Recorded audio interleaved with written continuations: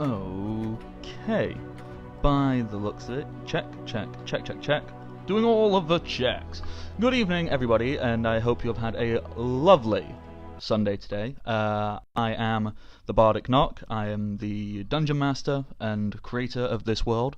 For those of you who are not sure what we are doing, we're playing Dungeons & Dragons. Specifically, a 3.5 game. And we would like to thank the lovely people down, you can see the little logo down there, and, well you're on the channel, from Welcome to the Party. Welcome to the Party is a very lovely gaming community which organises lots and lots of different games of all ages and generations. There's loads of 5e games, there's our 3.5, and they do a whole bunch of stuff. You can find out more if you follow them on Twitter, if you follow them here on Twitch, do that. It's great. You can even subscribe and get some great rewards, which we will tell you about momentarily. You can also join the Discord server, which has loads of amazing conversations. You can chat with everybody, and sometimes we even talk about tabletop role-playing games. Other times we just share pictures of cute animals, because who doesn't like cute animals? Anyhow, normally, this is where I would have my lovely players go around and introduce themselves. Unfortunately, it appears two of our players are currently MIA. One of them being our lovely, mysterious, charismatic sorcerer, Varco. He is not here because he's going off on his honeymoon! Woo! So we wish him and his new partner, I assume it's wife, but don't want to, and his lovely new partner off on their life journey together, so well done, and we should be seeing him next week. Unless something horrible happens. Fingers crossed that doesn't. Have a good honeymoon. Find some wood and knock on it. I would then ask Blake to introduce himself, but I think he might be working. He often gets called in last minute to do certain jobs here and there. So unfortunately, we are a druid down as well. So, Rebecca. He's the druid to go up the giant scary mountain, right? It'll be fine. So, Rebecca, you have the oh-so-beautiful job of being the first person other than me to say who you are. If you'll be so kind as to introduce yourself to all of our lovely viewers.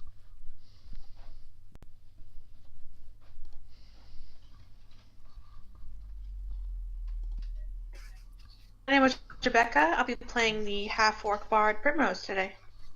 Yes, we do enjoy Primrose. Primrose is a very beautiful character with plenty of things going on for them.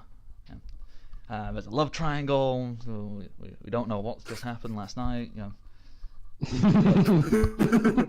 It's enjoyable. Imaginations fun. are running rampant. Yeah. Yes. But we don't know. We don't know, and that is completely at the discretion of Primrose to divulge if they choose to.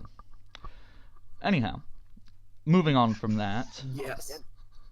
TJ. Oh, okay. Oh, did you have something else you wanted to say? No, she cut out on her end, so she was just wondering if we heard her. Oh, I heard her. Yeah, I heard her introduce herself. We got ya. So. Good. Perfect. Well, my name is TJ, and I'll be playing Flick, the Halfling Rogue. Not a bard this week. Not going to mess that up. I'm pretty sure after 3 levels I should remember his class, but you never know. And yeah, that's it. We're good. And next up. My name's Cody. I play Kid the Dark Horse. I am a human fighter. Currently apprentice to Notepad Raygon. My awesome and I guess a little too secretive teacher. But unfortunately, with Vaco not here this week, I cannot pester too much more on that. It is a minor downside, but it just means you might have to try and ask other people. Oh yeah, 100%. See what Flick thinks about it.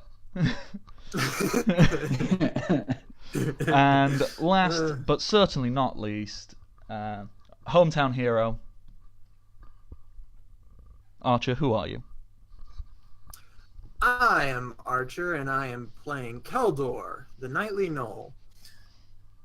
And we're going to be having some fun this week. Excited. Yes, we are, because I've been teasing you non-stop about the potential to actually, do that thing some people like to do. Crap out of stuff. Yes. It's called combate, right?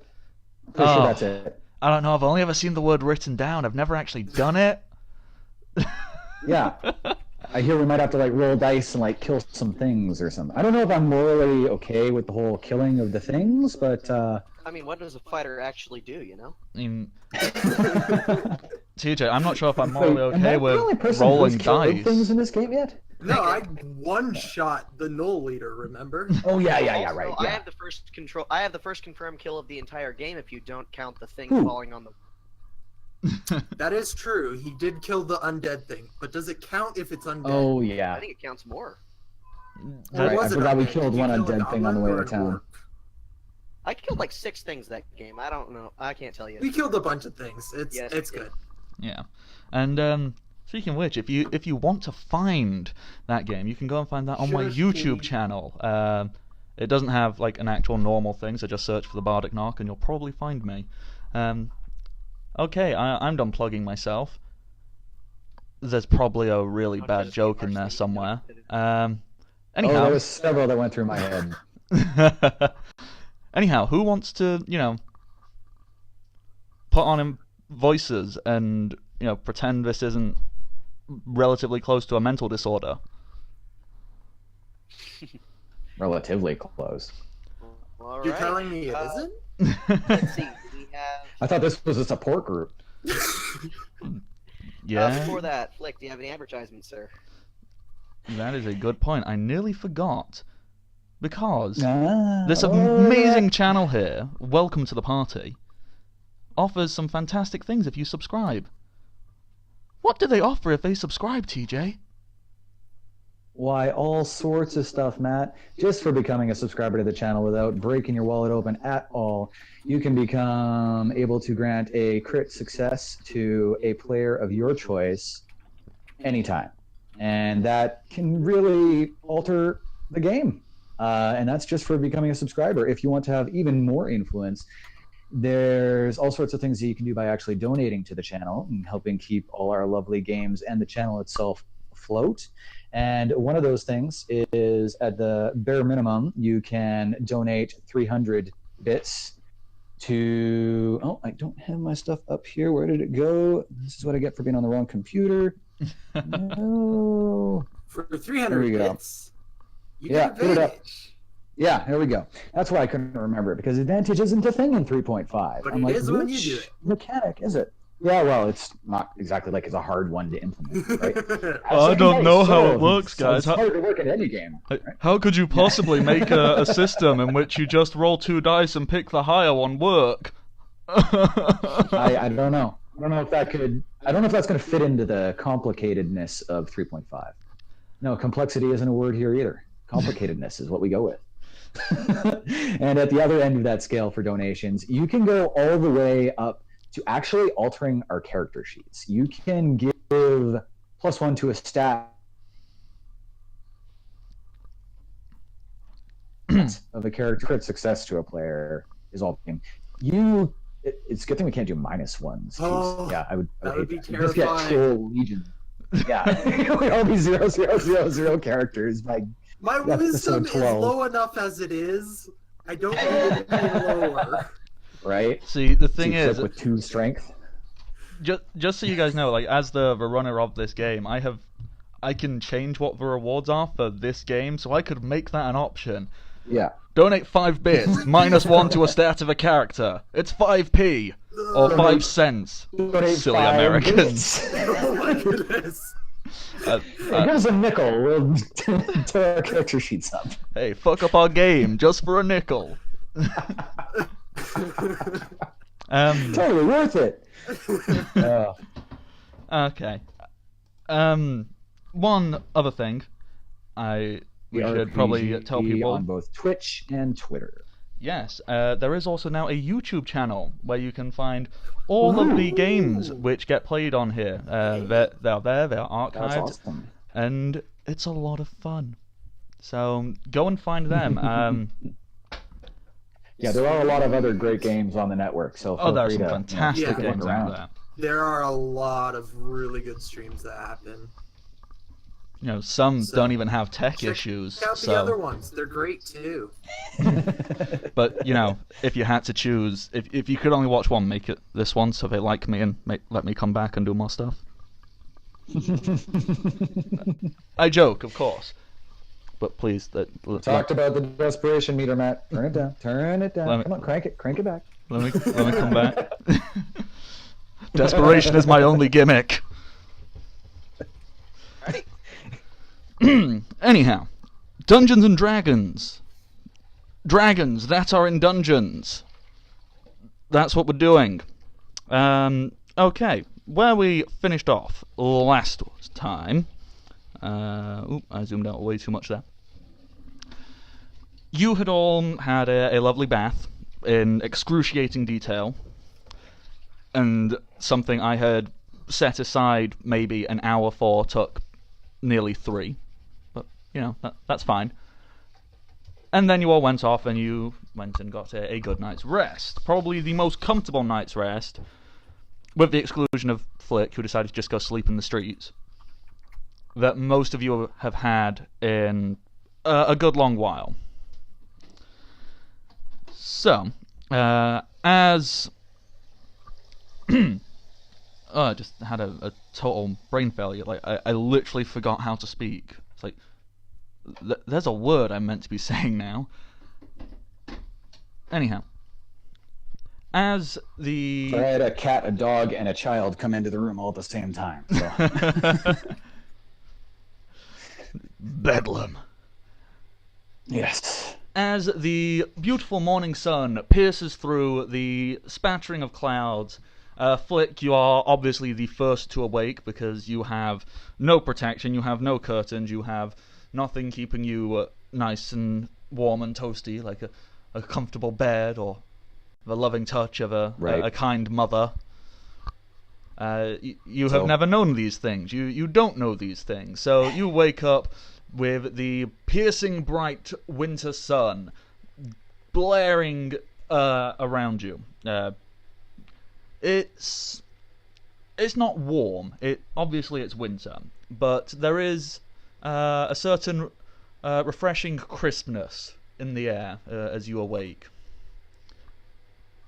Okay. Flick is sitting next to a fire that he created at the end of the last game, and in a very mournful state for anyone who wasn't around. It was kind of a funeral pyre type situation, saying goodbye to some of the lost.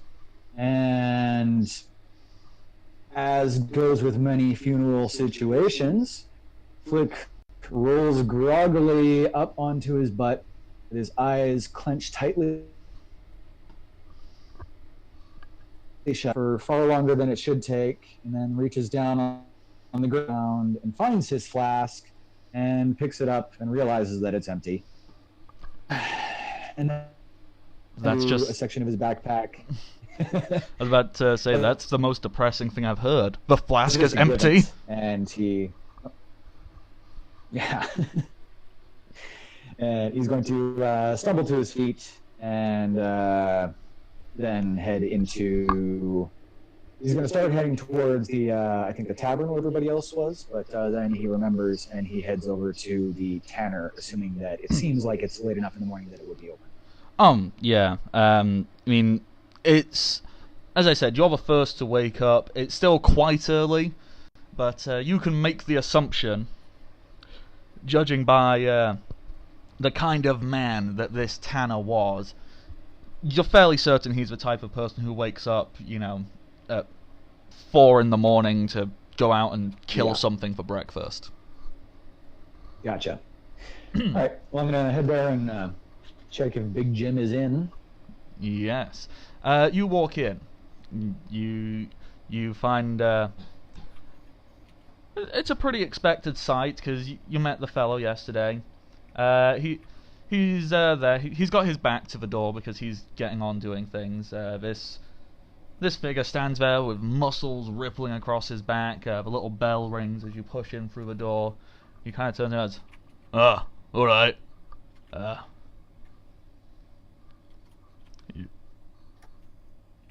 You here for your cloak? Well, that was the idea. But if you need more time... Nah, it's done. Got a I can't really call it bad news, but well, yeah. You'll see. He okay. He walks into the back room and comes back carrying this, this beautifully crafted cloak for you. It's very obviously the skin of a saber-toothed tiger, as far as you would understand it. The headpiece is still on. It's still got its large fangs attached to it. If you look down, it's had to be reformed to fit someone of your size, because obviously a saber-toothed tiger is bigger than you. But Clearly. where the arms would reach their natural cuff points around the wrist, it has the saber-toothed tiger paws on it still. So it's kind of like if you put it on and were to get down on all fours, you would look like a saber-toothed tiger. Oh my god, improved hide check, yes. When Saber-tooth tiger. When he presents it to you, he lays it out on the counter. He goes, "Well, see, the thing I was, I suppose you could say warning, yeah. These up here," and he guides you up to the two very obvious-looking fangs, which, upon closer inspection, have been carved out into actual daggers, and not just a normal stabby dagger. These have been carved out to resemble that of serrated hunting knives. Nice. Oh yeah. And he shows you how they attach and detach. Like, yeah, so what you do is you just pinch it here, and then it pulls out, and these are just made out of the actual... Is a tooth a bone? Sure, why not? Out of the bone. So these are like teeth carved into daggers. The issue I had with it, I got a bit carried away with the level of craftsmanship, and there's certainly of the equivalent. Yeah, didn't know Big Jim knew big words, did you? There's certainly I am a suspicion. they are about that of what you would expect from a master blacksmither. So, I mean, obviously, it wouldn't be fair of me to ask you for more money, because you know I gave you a price and I just did a real good job. But you know, if you'd be kind enough to recognize. I'll be honest with you, man. I'd be happy to offer you a little more, but I literally have 5 gold left in my name, and I kind of need to eat. Oh. TJ, is that a bluff check? No, that's not a bluff check. Where did you spend all your money? That's the truth. I only got 80 gold. I started with like 5, and I got 80 from the shopkeep in the beginning. And remember, I dumped like 25 in Furness on buying refugees lunch. And then I gave some to the pickpocket kids that I trained there, and that's like 25 or 30 out of it. Yeah, and then I had like 55 left, and I gave him 50, and I got like 5 left. Oh, It's yeah. had, like, 6 still I up for the forget, past you eight guys You can have- actually get into my profile, so you can check that if you want. You have access to my character sheet. Oh, yeah. No, I just assumed you still had more. Goes to show you, I've not given you guys any money in this game yet. And Yeah. Which is kind of interesting. yeah. I've been letting his heart actually keep him from robbing people who really couldn't afford it, because that's, kind of he has sympathy. He's lived a shitty life, and he doesn't want to inflict that on people who are also living a shitty life. Big Jim kind of looks at you, and he acknowledges, actually, yeah, you know what, perfectly fine, perfectly legitimate. He goes, oh, well, no pressure, but, if you ever need anything else, or, if you ever come into some cash, and you're feeling kind and generous enough to, give me a donation, that'd be fantastic. Yeah. That worked back through. Yeah. I will definitely keep you in mind. And in the meantime, I will be happy to spread the word and the look of your fine craftsmanship all over the land. Oh, well, I'm not looking to franchise or nothing, I'm a small town guy, personally. But, I suppose it can't hurt, if someone wants to travel out to me, yeah, I'll make them summon, but thanks kindly. Don't think you ever gave me a name, or did you, and I just forgot?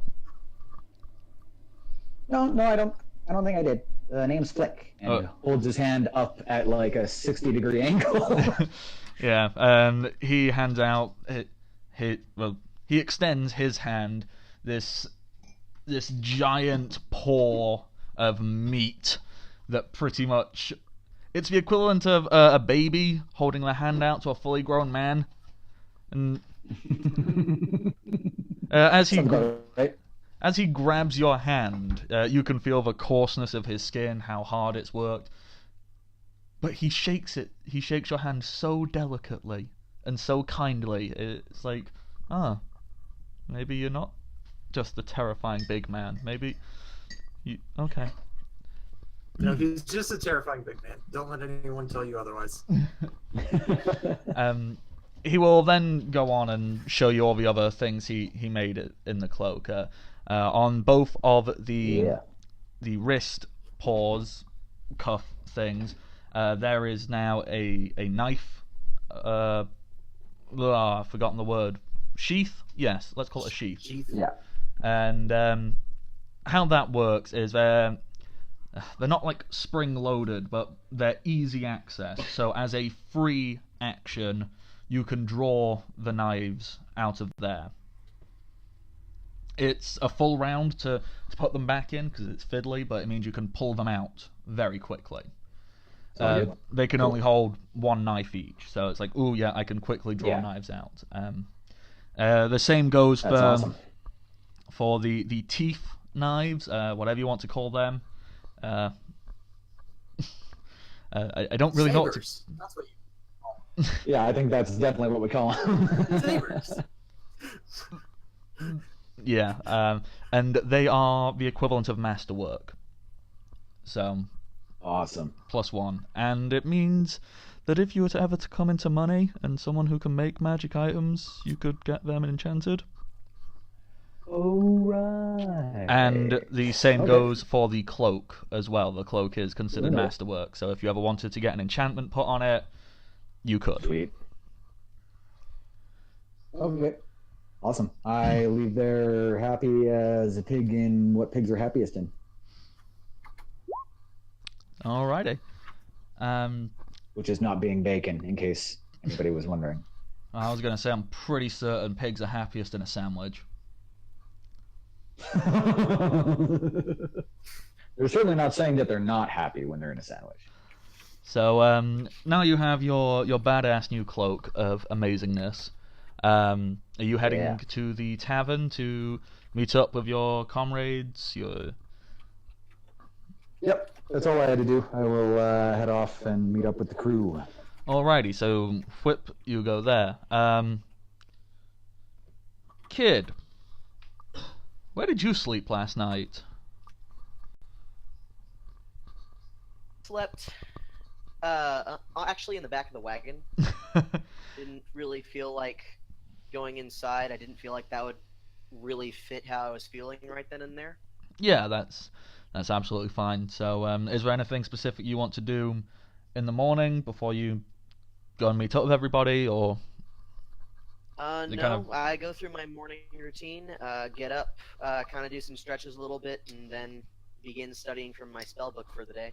I'm really thinking about what sort of thing is coming up, and I'm having to make a big decision on this one. Alrighty. Because of what Vako said last week, I've really hadn't thought about the level of trust I place in the people around me from this point on. So today's the day I'm going to test that a bit. Alright, sounds good. And I plan my spells accordingly. Nice. Interesting.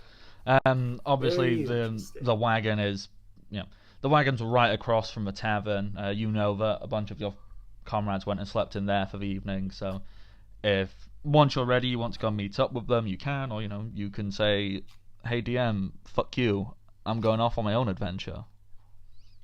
No. Me and Sugar are gonna head directly to there. Alrighty. That brings us to Keldor.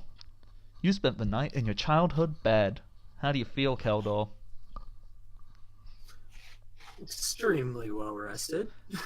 Yeah, you do. So,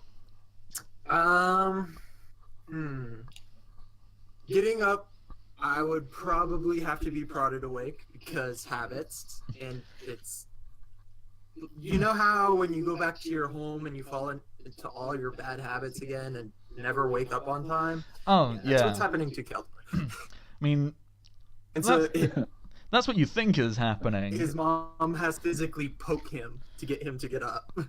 And see, I quite like the idea of your little sister charging into a room and jumping on your bed. She's just excited you're home. She don't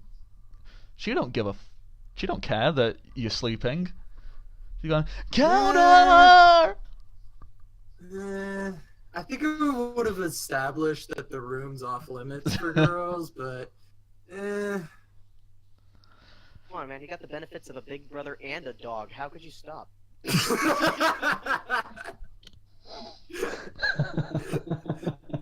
You have a point. So yeah, she probably does charge in and then jump on my stomach.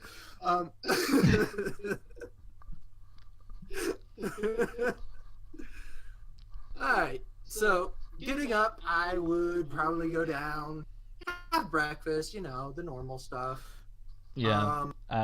Much like the stew Actually you had. early, because yeah. What I was gonna say, sorry, I shouldn't have cut you off. My bad. Much like the stew you had the day before, this breakfast, it has the sensation of a mother's love. It's made fresh. It's made beautifully. You've got a smiley face pancake essentially with eyes made of eggs, and a smile made of bacon. It's beautiful. It's kind. It's sweet. Fresh made maple syrup that your mother probably went and drilled from the tree out in the garden this morning. It is the most lovingly made breakfast, and chances are on one hand, this is kind of standard. This is what Keldor is used to. On the other, you've not had it for a month, so. No, I'm definitely digging into this with full, it's just gone almost instantly.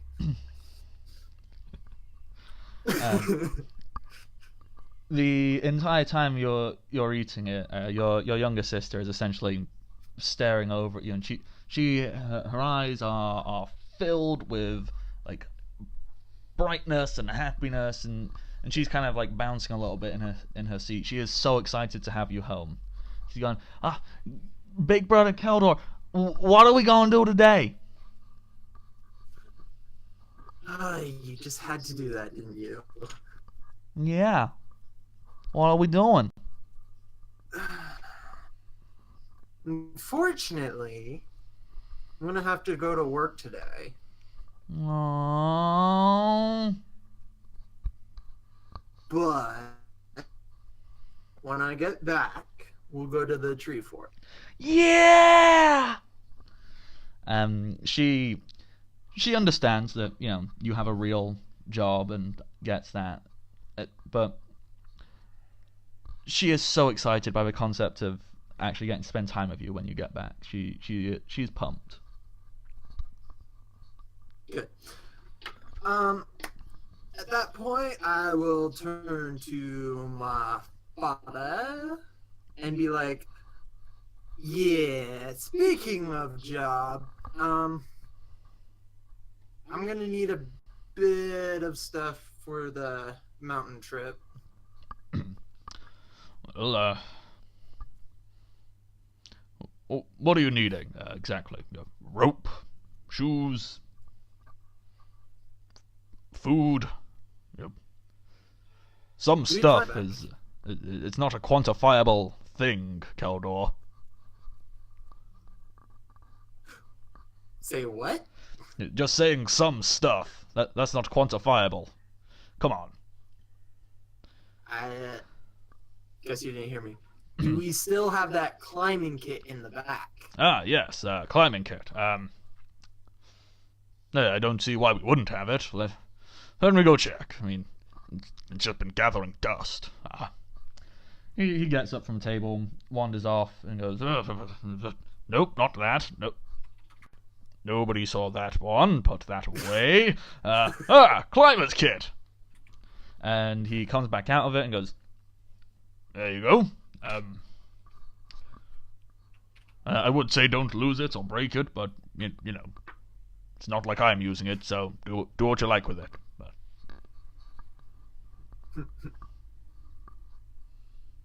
Alrighty.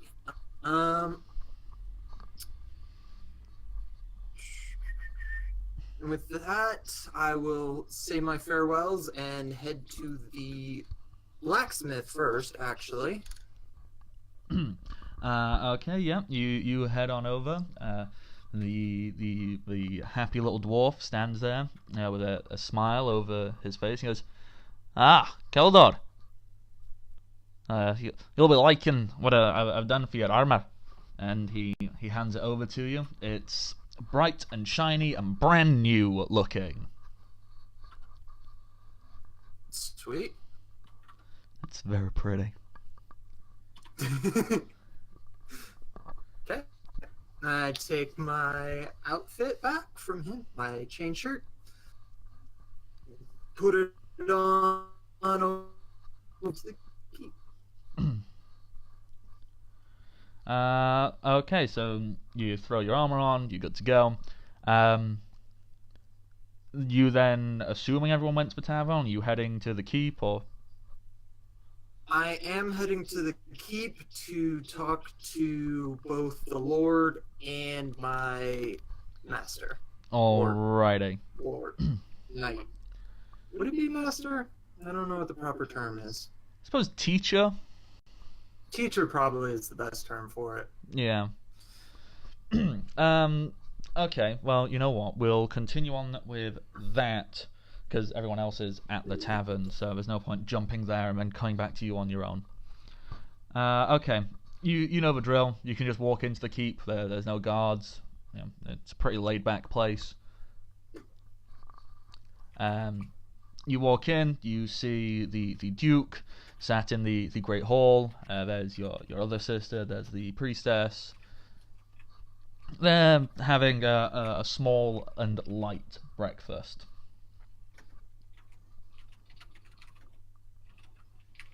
Okay.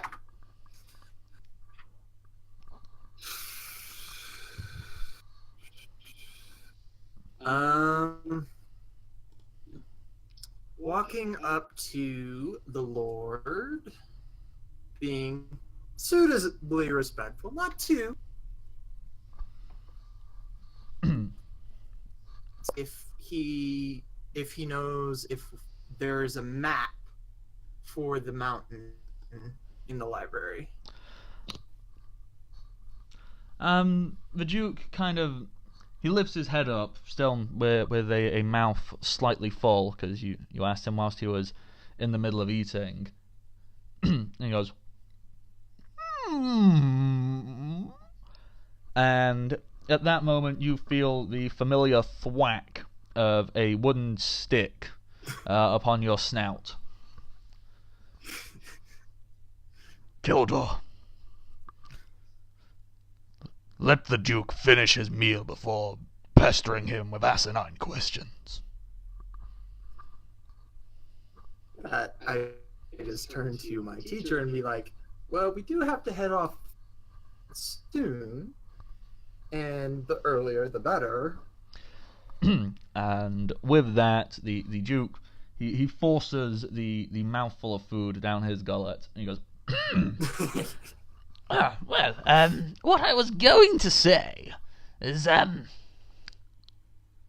don't think we personally have one, but, come on, Keldor, you know that, the dwarves in their little mining, you can't call it an encampment if it's just one building, but, they've been mining that mountain for years, generations. I'm sure you could probably navigate, at least half of it by just going through their tunnels. That is a wise. That's actually very wise. Thank you for that. I didn't get Duke title because I'm a pretty face. Although I am pretty. I just cock my head at him and then raise an eyebrow. And I'm just like, and with that I just I say my goodbyes and head for the tavern where I assume the rest are. Oh, Keldor, don't run off just yet. Wait. When you've gathered all of your companions and whatnot, we have prepared some supplies for all of you. There's not much, but we have a few bits and pieces. If you'd want to have them come here and collect them, and yes, that'd be very lovely, very kind. I will let them know. Okay. Bye. and he returns to eating his food. And I head to the tavern. Meanwhile, at the tavern.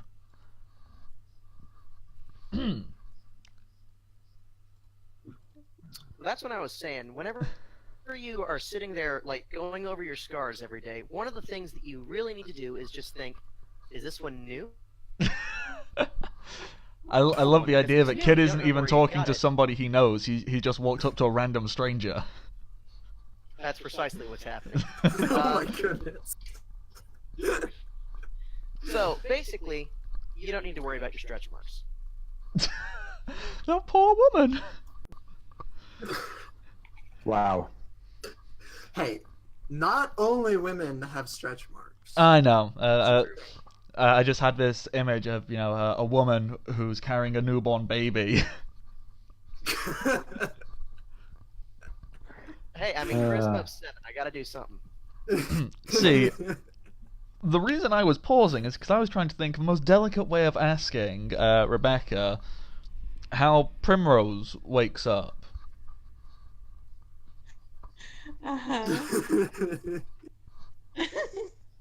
First of all, can you hear me okay? Yes, we can hear you. Well, I can. Yes, The phone is the way to go then. Okay. So, actually, they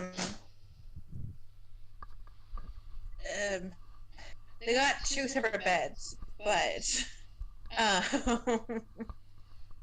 Primrose, either subconsciously or consciously, they're not really sure, but, Primrose wound up at the foot of, Eliza's bed, curled up in a blanket that morning. They woke up like that. I'm not really sure how that happened. We will leave that to the imagination. I got lost. I didn't know where to go.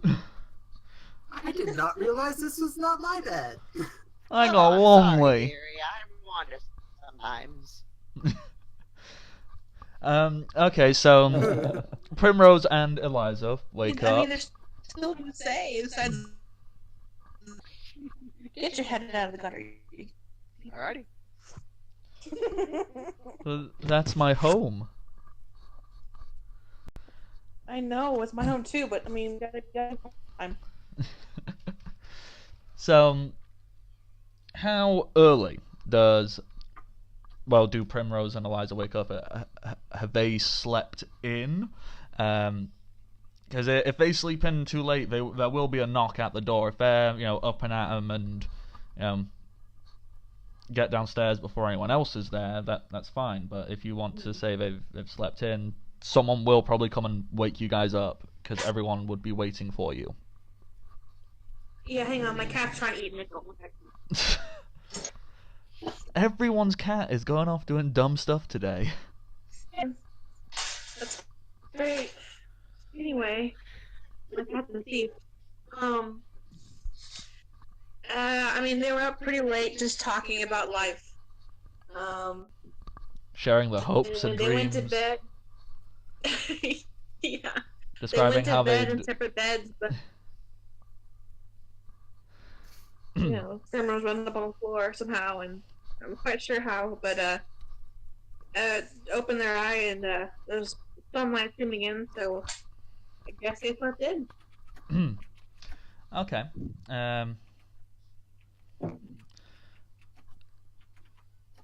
Eliza, she kind of rolls over, trying to hide her face from the sunlight, and she's a little bit, no, don't wanna.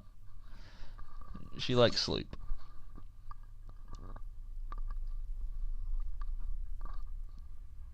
Okay. So Primrose will sit up, pop their head up over the side of the bed and like, oh, how did I get here?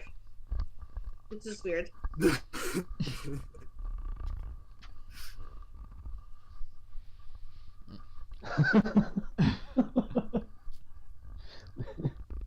all been there before.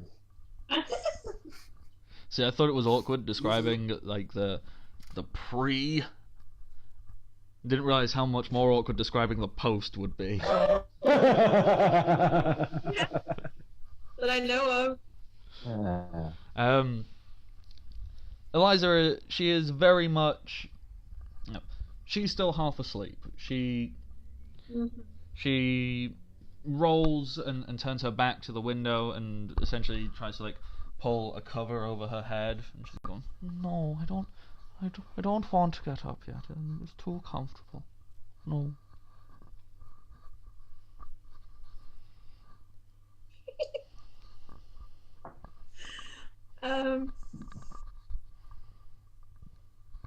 Primrose will reach out their hand and poke Eliza in the shoulder. Time to get up.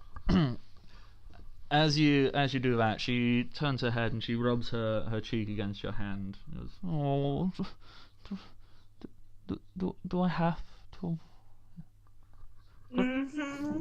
Couldn't I just stay here? It's much. It's comfy and warm and nice."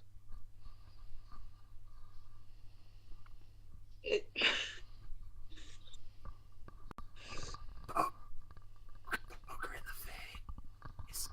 Wow. I was about to say something. I probably am going to say it anyway because why not? Well, if you want something warm, you can always cuddle against me, but that's just me.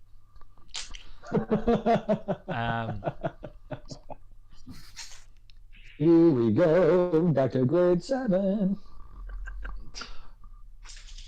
Are we going for I don't know what the polite term is, round 2?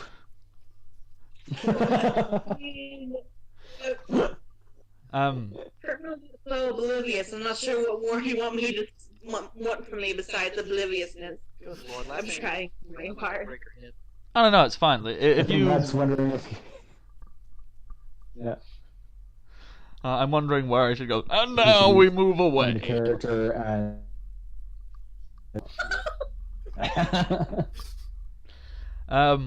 Yeah. If you offer Eliza a nice little morning cuddle, she'll do that. She'll roll over and she'll like put her head into the crook of your neck, and she'll be very happy cuddling in and like wrapping her arm around. She'll let out a deep sigh. She goes, oh.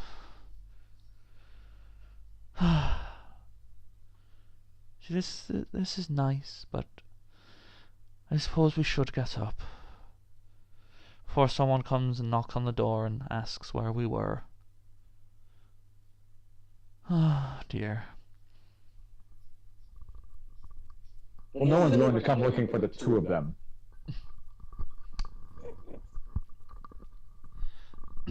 And with that,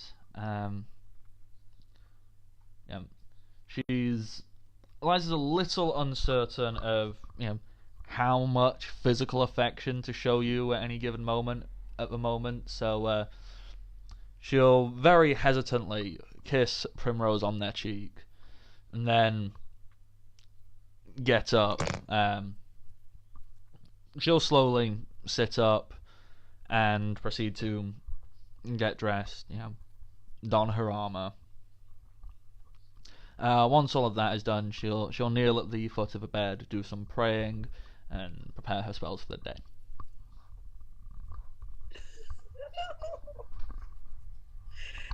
Meanwhile, Primrose is frozen next to the bed the entire time they're getting ready. Like, eyes wide open, or eye wide open, just like... Wait.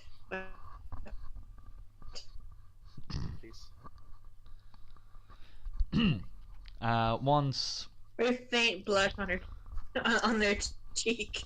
I keep forgetting Primrose only has one eye, doesn't she? Uh-huh. Yes, they do. Once Eliza is done praying, she gets up off her knees and she'll, gently put her hand on Primrose's hand, like wherever it is, and she goes, "Oh, well, I guess we should go down and meet everybody else, and I know this is weird and awkward, and perhaps one could argue mildly contrived to make a slightly more interesting story for a potential viewership, but what No, but what are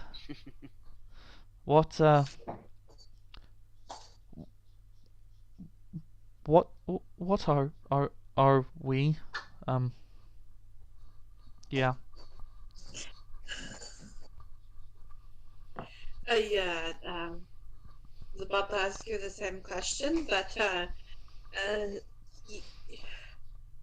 Eliza, I don't know how to put this.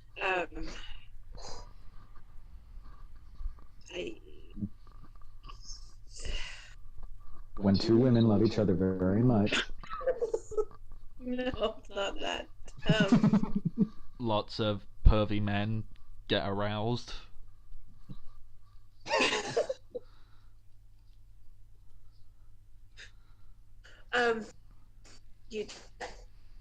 You do know I'm old, correct? I could technically die at any time. Well, I don't not I don't know how to. I don't know what to say. not wanting to sound like a negative Nancy or anything like that, but we all could die at any time. The most powerful and advanced city in the entire country got burnt to a crisp in less than a few hours. Why waste time worrying about social conventions or or any other such idiocies when you have a chance to be happy, or at least just enjoy yourself. You know, I of course, I'm Sorry. I'm fond of you. You know, you're a very beautiful and kind person, but you know, I'm not saying we need to get married or anything like that, but we can just be whatever this is, if it makes us happy.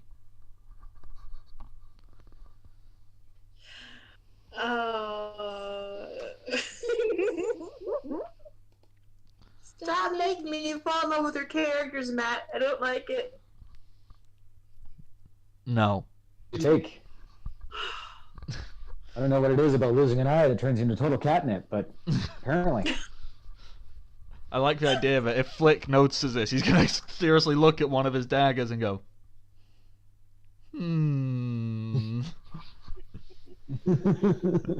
Something's fishy. After That came out way that, dirtier than I meant it to. so after that nice little speech Eliza gives, Primrose just stares at her before quickly enveloping her with her with their arms and just pulling her close. "Oh, big hug." It is. Yeah. I could be happy with. Eliza will reciprocate the hug. Hold it for however long the hug feels comfortable. Like, then with that. No, it goes way past the point of feeling comfortable. Or does it get to a point where it's too They're comfortable? both too awkward to end it. Oh, I was thinking, it gets that really awkward moment in the hug where it's like, this is where other things would happen, but they can't because we're in public, or because I've actually got to go and I can't take my clothes off yet. I'm actually not sure that kind of relationship or not. I don't actually know in my head. Yeah, I mean, we're all just joking around, really, but I think at this point, but I could be wrong. That's what Primrose thinks. It's just companionship right now, depending on circumstances. alrighty. Like wine. Well, it could be something not like that. It could be, one of them nearly dies. I don't know what's going to happen. Could be anything. Don't kill my love bug, no. I'll kill whoever I want to kill. And I'll kill all your NPCs. I'll make you love them and then I'll kill them. I'll just start with the Bardic Knock. That'll be easy enough. Oh no. Oh shit, I can't kill him. I kill the Bardic Knock. Oh. Oh. Oh, it turns out he's a god. Nope, I think I just committed suicide. Whoops. Okay. I think right now Primrose considers it just the companionship. That's fine with them. It's considering how long they've lived. Yeah, that's completely for fine. the rest of my days. Yeah. Once the hug reaches its natural stopping point, Eliza very politely asks, because she recognizes, okay, yeah, this is companionship. More than friends, but it's not rampant. No. Insert other words there. If I was playing a younger character, it might very well be, but not this day. Yes. So, when the hug reaches its natural endpoint, Eliza very, in an almost practical manner, she'll ask, I don't know how comfortable you are with all of this, but I completely understand if you want to, not act as close in the company of everyone else. If you don't want me to, be too close or to hold your hand or anything like that, I completely understand. Can I claim you as my partner? That'd be great.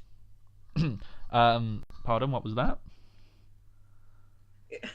Can I claim you as my partner? That would be wonderful. Yeah.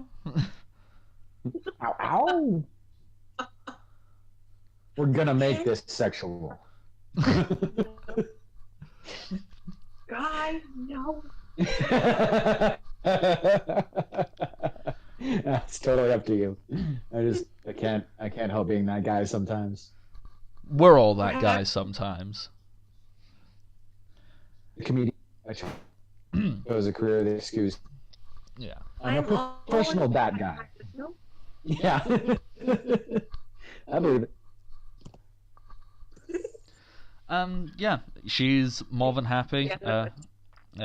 Agreeing to that, she's overjoyed, in fact. And with that, she will happily hold Primrose's hand and say, oh, well, I suppose we should go and meet with everybody else then, find out what the plan for moving forward is. And she will maintain holding your hand as you walk out of the room. Yay. Yes. As Primrose and Eliza head downstairs into the tavern, you see all of your, let's call them friends. You see the Prince, you see Bardic Knock, you see Notad, you see Smiles and Flick and Kid and all the other people. There's too many of you, quite frankly. They're all sat around eating breakfast. Teldor, if you want second breakfast, you can get some. It's already been paid for. Or you can sit there and go, nah, I'm good.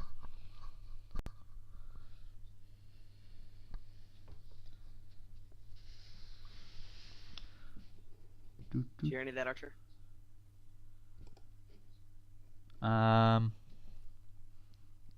This thing is frozen, that's why I'm wondering.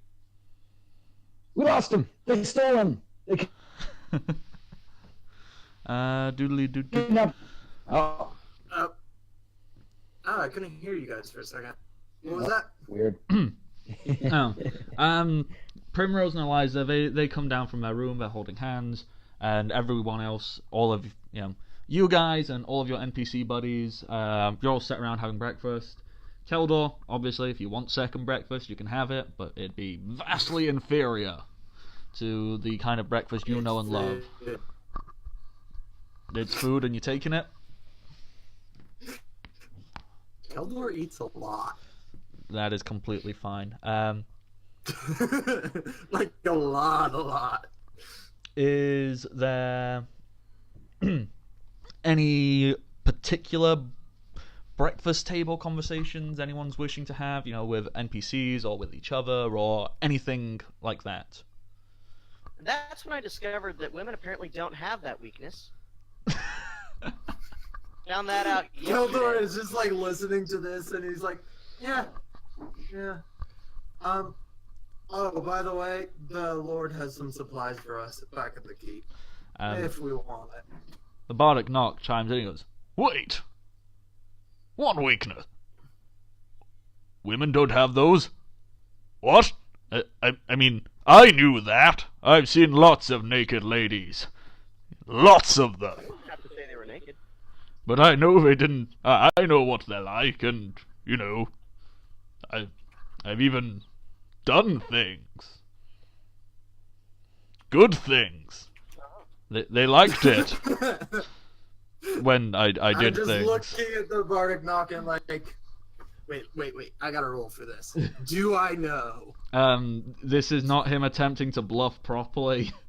But I want to see how badly. Okay. No. What is- I know he's. Yeah, you. Because you gotta remember, my wisdom is not high. Who knows? Yeah. But apparently not. Oh, I'm just clicking around, randomly doing the wrong things. Yeah, if there's any other particular breakfast conversation people want to do, or inquire about particular NPCs or any such thing. If not, you'll all finish up, and everyone will agree to head to the head to the keep to get their supplies as you guys decide who's cracking on forward to the next location of places and things. Flick doesn't actually say anything during breakfast. He kind of comes in a little almost morose and is kind of like looking down at the ground a little bit. Not like intentionally face down. He's just looks like he's gazing into the floor almost with something on his mind. And he just goes and sits and eats quietly in the corner without much gusto. Are you wearing your cool new coat? But it's not really helping his mood. He's kind of like playing with the paws and stuff, but it's like a kid who's been shunned almost, playing with a toy. I don't know. From kid's point of view, it looks like you just got a really badass new outfit, and then you came to sit down and eat breakfast silently like a badass. Fair enough. Just painting a portrait. Oh, that's totally fine. Unst. He's the one you'll be sat next to, and he'll make comment on your new outfit. He goes, "Ah, little man, this is great coat. I see you went and hunted and killed it yourself. It is great, fantastic thing you have done. I didn't think little man could do such thing, but he is clearly freshly killed." You can trade coin for a lot of things, big guy. What is coin?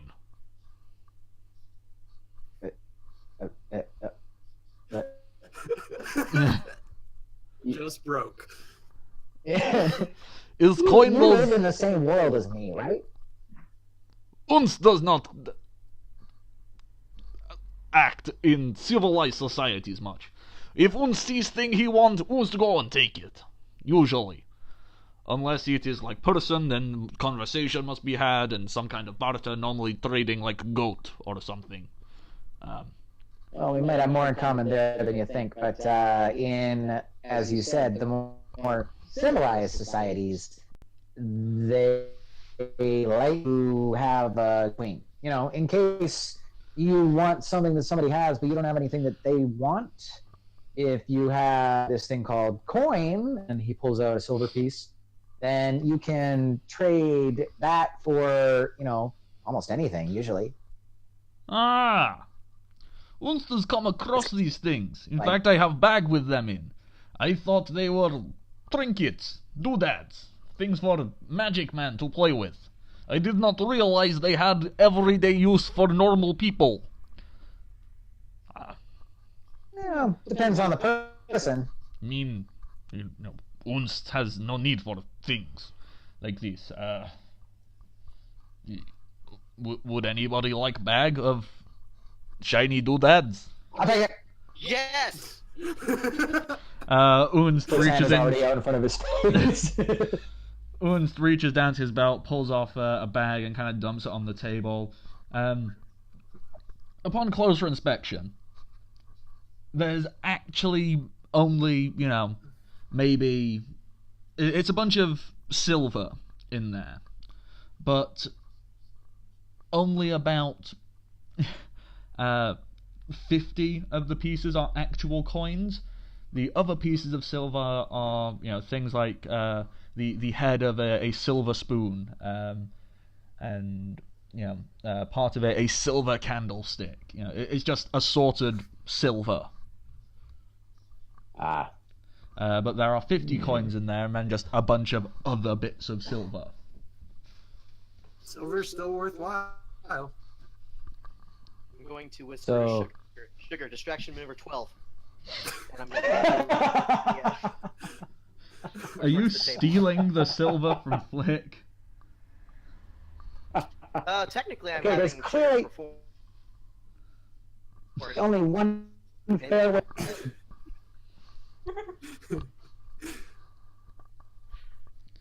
Oh man, it's whatever I'm willing to do.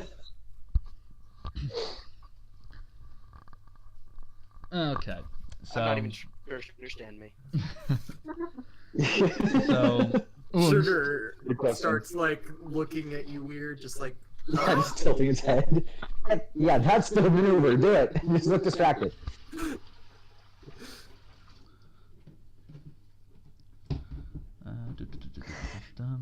Yeah, I don't know. Flick doesn't reach it. And immediately starts looking around at everybody else's eyes, like it's like an old western, like everybody's gonna reach for their gun kind of shit.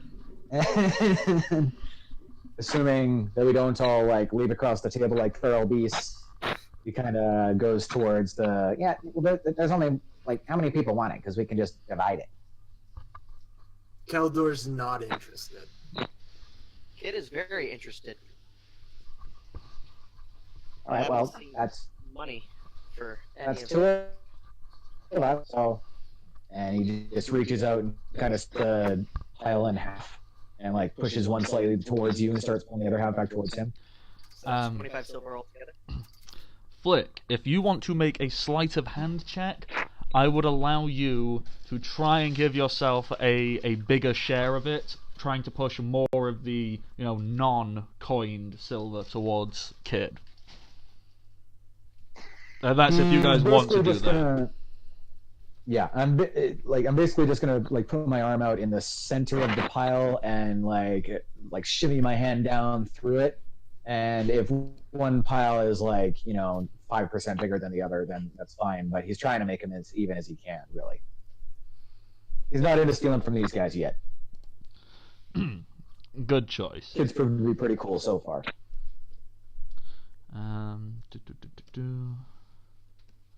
And I feel a slight inkling of connection with him over the way he responded to the coin.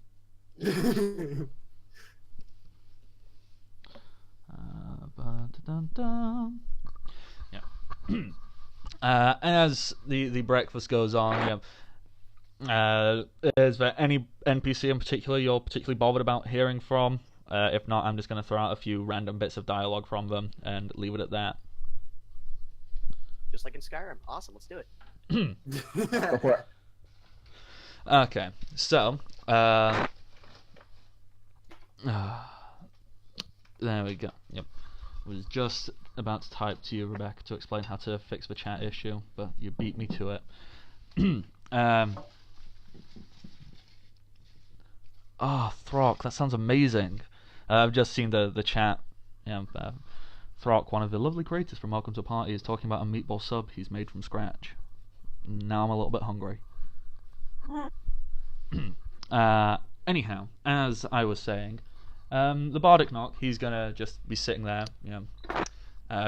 He's not gonna continue on his bluster about how many women he's totally had and done things with, because he totally did, and you can't deny it.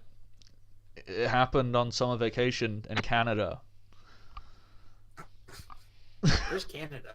The mystical land of Canada. Sorry, I pronounced it wrong. I believe it's Canada. Kenyatta. Kenyatta. Cascadia. There we go. So yeah, the Bardic Knight, he'll sit there and he'll kind of like look around and goes, When did we get so many people? This seems ludicrous. I mean, I suppose on one hand,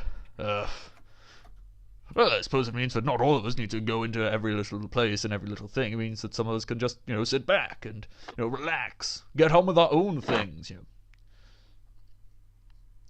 Because I'm assuming, whoever the primary adventuring group is here, let me just pick some random people to make the assumption. And he points out each of the player characters. You all look like the more adventuring peoples. So, I guess you're in charge of choosing the team. It's like sports when you were a kid. So I'll always be picked last. I think we're gonna go ahead and Let's see. I'm gonna look over at Eliza, who I hope has a mouthful of food at this point. Yes, you distinctly notice that you can only actively see one of Eliza's hands. The other one seems to be down, like... Under the table. Don't get dirty. It's just holding Primrose's hand. It's very sweet and innocent. So that's my past experience coming to the fore. That's a me thing. Oh, TJ, I knew we got along. I'm so glad I'm not the only one who's done that. Dude, my first girlfriend was a freak. God. I'm going to point at her and I'm going to say, what she may lack in physical stature, she more than makes up for in the ability to keep us all alive. She kind of looks up from her plate, mouth full, and goes, "What?"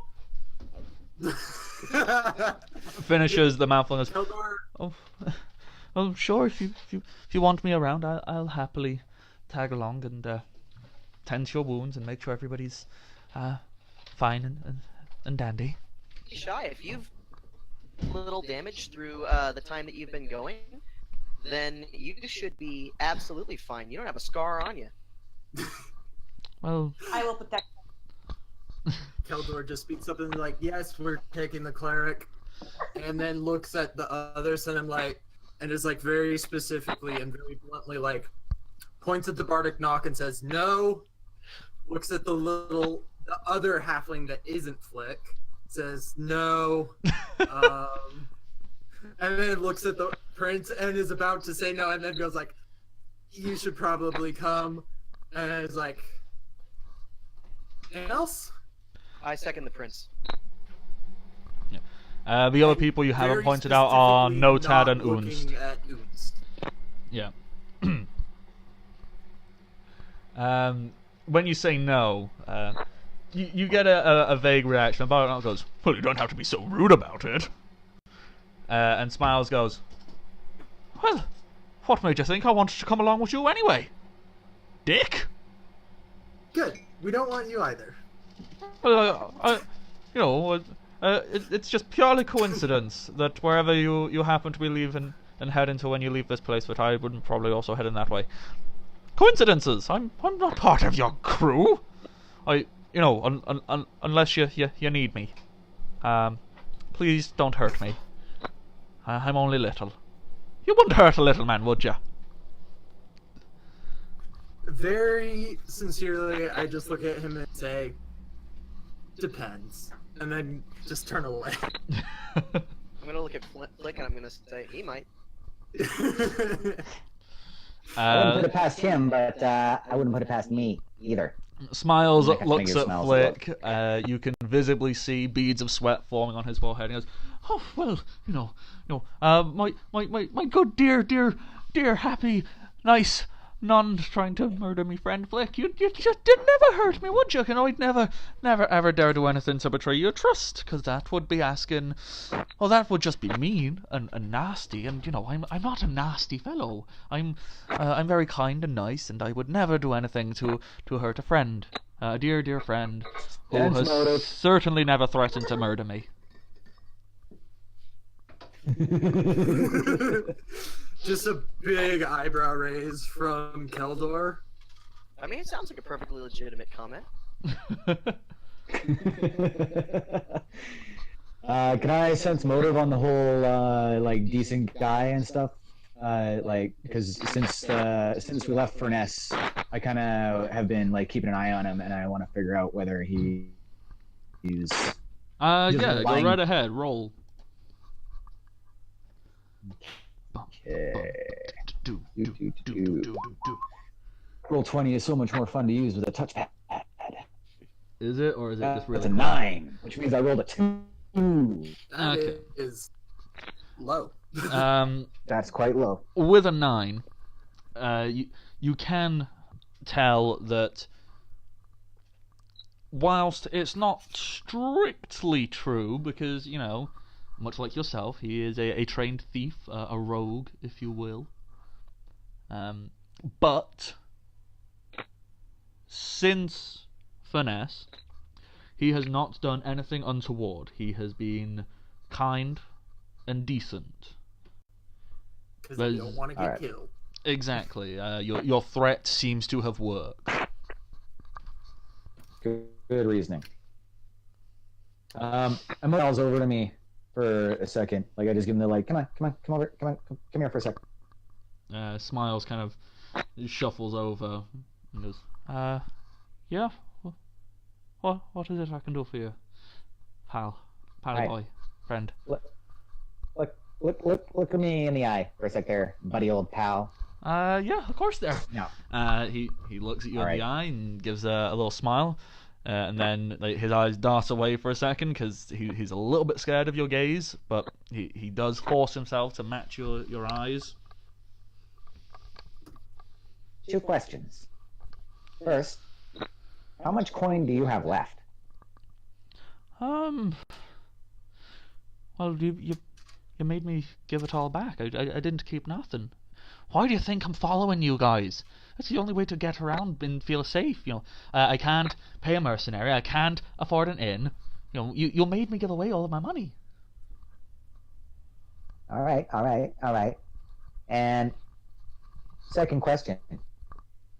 As soon as you get some coin and you take off, you gonna go back to your old ways, or are you gonna remember what we talked about? Well, no. Why would I return to doing something that I know my good buddy old pal has strictly told me not to? I mean, following you fellas around, one thing I have learned for certain is you're fucking terrifying. And I put a hand on his shoulder and I give him that like casual smile, and I'm like, Smiles, you got no idea, buddy. Like, oh come on, I'm a con man, like yourself. I pulled grifts, I pulled this, climbed up into people's windows and stolen things from under their pillows while they were asleep. But just like you, but I'm called Smiles for a reason. I'm happy. I'm nice. Nobody thinks I'm gonna hurt them. But, yeah, and I have seen you use that to your advantage plenty of times. Now the thing is, Smiles, we've both done shit. We've done some of it together, but I've grown. Well, not physically. I've found out those. I squeeze his shoulder a little tighter. Oh shit! I'm sorry. Don't hurt me. Settle down, man. There's plenty of witnesses here. You're safe. So the thing is, like I said, I've grown. There's other things in life than just coin, than just surviving. You know that, right? Like, that's not all there. That's most of it, of course. But when you're surviving, there's plenty of other stuff out there, and some of it's kind of important. Like, not fucking those people who are already completely fucked. So, you understand that when we talked back in Furness, I thought that's what you were doing. Oh yeah, and you see why that might see why that might have aggravated me a little bit, because I've been working so hard to change those kinds of things, and it seems like you were just doing exactly what I've been trying so hard to get away from. No,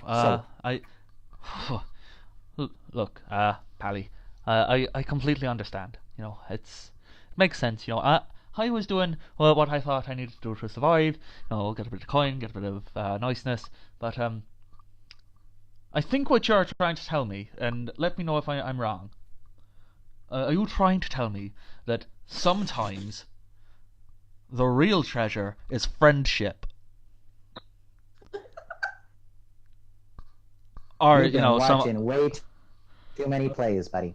No, what I'm trying to tell you is that you're more than just a piece of shit. You are, believe it or not. I know that's what you and me have been told our whole lives, but it's not true. So, if we choose to keep acting like them, then that's what we're going to be. I'm trying to give you the choice I had. You got a chance right now, bud. You got a chance with us. You got an opportunity here, as I said, to right some wrongs and to change your path a little bit. I'm not saying you got to be like an upstanding member of society. I'm just saying, rob the right people, okay? Oh, I can do that. Be like that folk hero. What's his name? Steals from the rich, Captain gives. Hook. No, not him. Steals from the rich, gives to the poor. Like Robert Hat, I think. Robert Hat. Something like that. Whatever. Something like that. Yeah. Yeah, I can totally do that, and quite frankly, I've realised as I've been travelling around with you fellows, I know I was semi-joking when I said friendship is the real treasure, but being around all of you and all of these people, I've not quite felt the need to. Well, I've not quite felt so terrified for my life. So maybe friends are more important than gold. And if Right. I'm Isn't not it having nice when you to. get a little bit of that pressure off your back? You don't have to be like, survival doesn't have to be the only thing on your mind. Exactly. So, Well, in that vein, I am going to invest in this new path you're taking in your future. oh, Okay? it's awful I see kind a of lot you. of myself have. That's the reason we got along so well. It's the reason we were good partners. But remember what we talked about before? Yes, something about garrote wire around my throat. Somewhere along that lines, I think. Something like that. You Details got are a a bit hazy. imagination, but yeah. So, as I said, I want to invest in your future, and I slide the pile of silver over to him. Oh. Now, don't disappoint me, buddy. Okay? Oh no, I certainly wouldn't. Well, if you're not taking me onto this next thing, I'll definitely find something worthwhile to do with all this. I promise you that. And he holds his hand out to you for a very honest handshake. Let this be the raft that was the pressure that was making you do the terrible things, just like the one that I found. Okay? And I take certainly his will. hand and I shake it. Yeah. If you like, for a little bit of flavour, because you're both halflings and you're both thieves, this can be like a sort of secret handshake. Totally is. If you do a little hand slapping, fist pumping, like whatever it is your little secret handshake is, it's okay. Yep. You probably would have done the same thing. I like to think it's like we grab each other's hands, and instead of doing the like check the wrist for daggers, we like lean in for the hug, but we're totally feeling each other's backs up and everything. Everywhere there could be a hidden dagger. Like a mini grope fest almost. Like, And then is there that clear? Okay, all right, yeah. Is there that bit where you both reach for each other's back pocket and then turn and go ah? Yeah, that's perfect. And when you do, I goes, well, I see you've still got the talents there. I'll give you your wallet back later. Yeah, when you break the hug, you both kind of wave each other's money pouch at each other and go, there you go. See? Yeah. Yeah. Okay, with that, Smiles, he agrees he's gonna go and find something good to do with all of this, so he'll pop on out and get on. All right, cool. That's all I got for this scene. Yep. It's my changing of a soul for the day. Good man. What was I thinking? The other people you said yes to, the prince. Angus Fire goes, well, of course I was going to be coming along. If there's a mighty powerful treasure or weapon or anything that will allow me to get revenge, then as leader, as the figurehead, I think it's probably best if I'm at least present for it.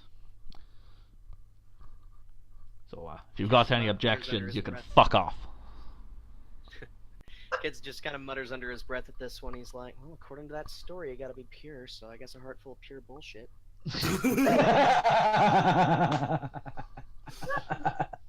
Can't hurt. I'm going to speak up. I'm going to say, Keldor, you're taking the brunt of any of the fights this time around. I've basically compromised my fighting to make it to where we can get up the mountain without losing anyone. So, be I'm aware cool of with that. The grubs from the keep. So, we'd have stuff to help us out in there as well, so.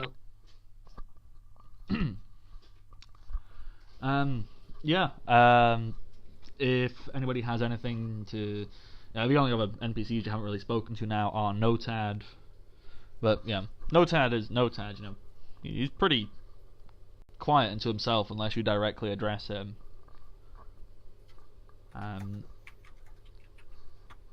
He'll happily give Kid some parting words before you're ready to head off, and it'll be something like, yeah.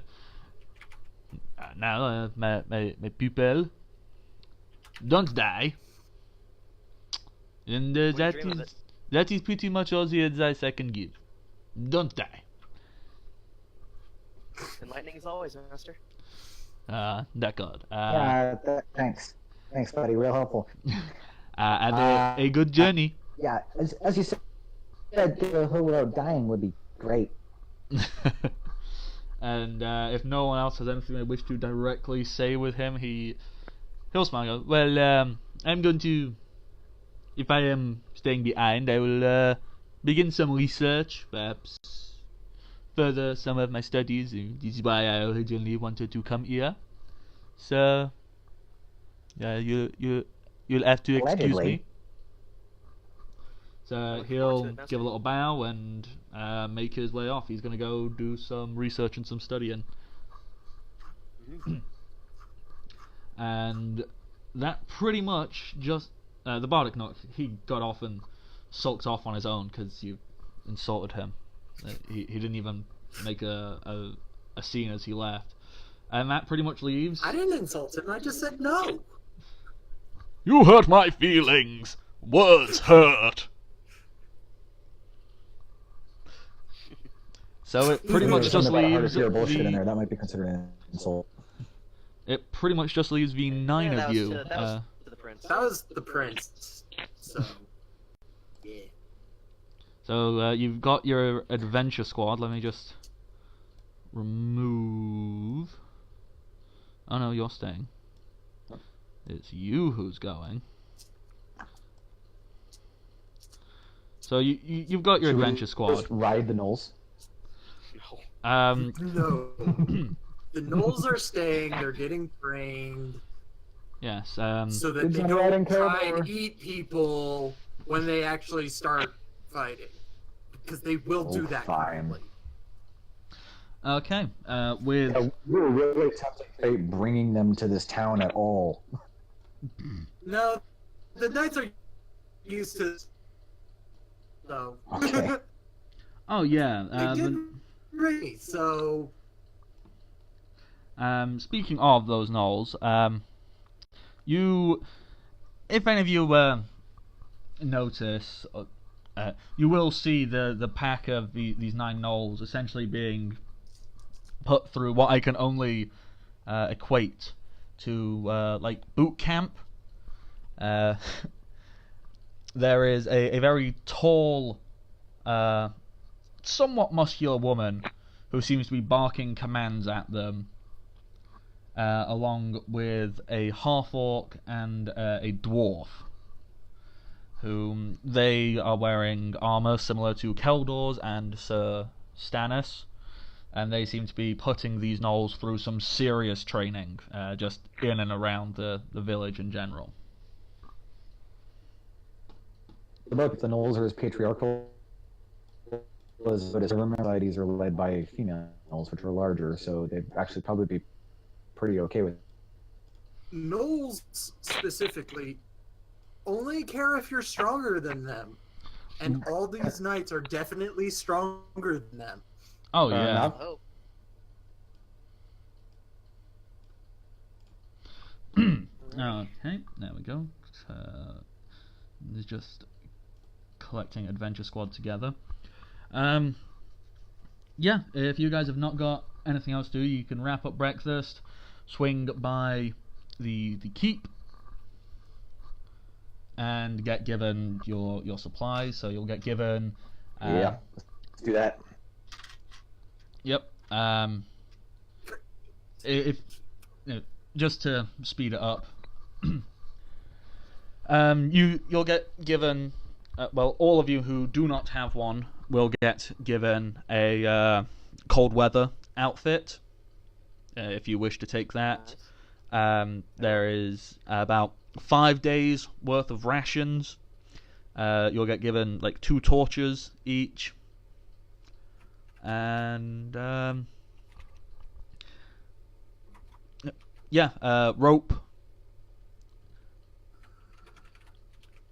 I think that's pretty much it you need for climbing.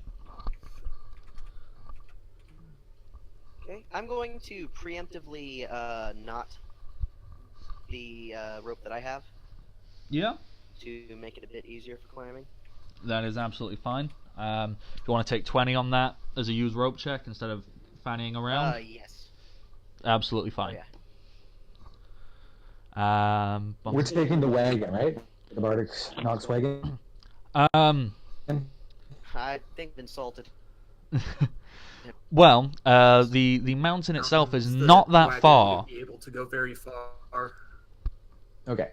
Well, what Flick is going to do is he will take all of these things and, looking very much like a kid loaded up with too much laundry in front of his face, he's going to go find a spot in the wagon and he's going to stash it. And I assume he's got a pretty good idea of how the inside of that wagon is laid out after spending several days in it traveling. Oh yeah, definitely. Yeah, so he's just going to find a secret little spot there, if there are any, and shovel that stuff in there for later use. Alright. Okay, so you guys are going. For sale. You are going to be taking the wagon. Get by on her own. Okay, let me just.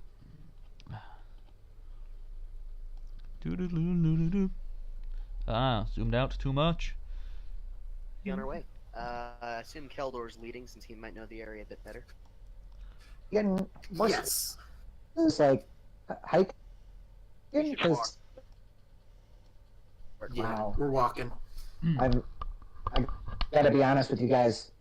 I've never walked anywhere other than the city, Let me tell you, and the city's not that big. it's gonna suck. And then we start going. Oh, so have you decided you're walking and not taking a wagon then? Yes, I do believe we're walking. We are walking because reasons. Okay. And as taking point, I will lead them to the dwarven community since I know where it is. I just need to check. Yes, okay. Fantastic. Some of this, Matt? Yes. Let me just Never mind. paste you on in, and you can adjust yourselves to however you will be walking in. As you see, things are on this map, and that is what I'll describe. The walk to this, it's just a singular round building. It's very finely built, fine stone. There is smoke billowing out of the top of it. The other building, there appears to be some kind of stable. As you approach, you notice it from a distance to begin with. You can hear the sounds of what is definitely not dwarves. In fact, they sound almost, goblin-y. If that's a word, it is now. Made it a word. Speaking gobbledygook. And from a distance, you can clearly make out the site that this encampment / mining house, whatever it is, appears to have been attacked and overrun by goblins, probably less than an hour ago. Okay. Wow. And with that, I think that's a good time to quickly take a break for everybody. To take a break. Taking a break. Unless there's anything you Alrighty. desperately want to do right before we do that. Has anyone got any like deep desires to react? Whenever we do that, it takes like 20 minutes, so maybe we should just think about it on the break and come back with what we want to respond to the situation with. Yep. Sounds good to me. Okay. Okay. We will be back in a couple of minutes. See you all then. Let me just hit the mute on those people. All right. See you soon. Come on, Discord. Mute! Mute! Do the thing. Computer's just going slow. Because I've not had to click on things for a while, so it's now going, no, don't wanna.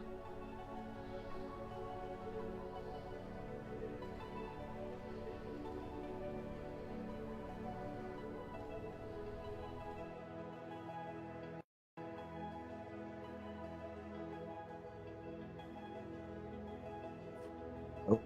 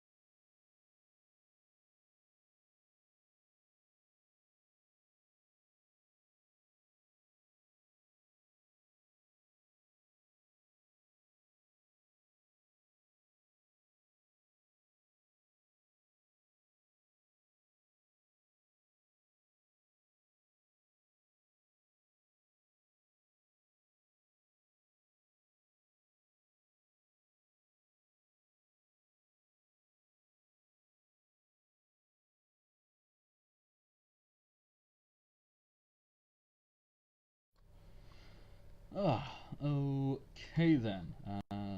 Let me just. God, she was fun. Just through the combination of feats and the fact that she was a shifter, she actually had blind sense as a barbarian.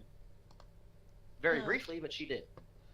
Okay, guys, we are I'm back. back. Okay. Let's do. There we go. Was just waiting for that to catch up from clicking things. So, where we had left off. This building, there's an awful lot of small greenish-looking fellows who appear to be surrounding it, and there goes Kid straight in for initiative.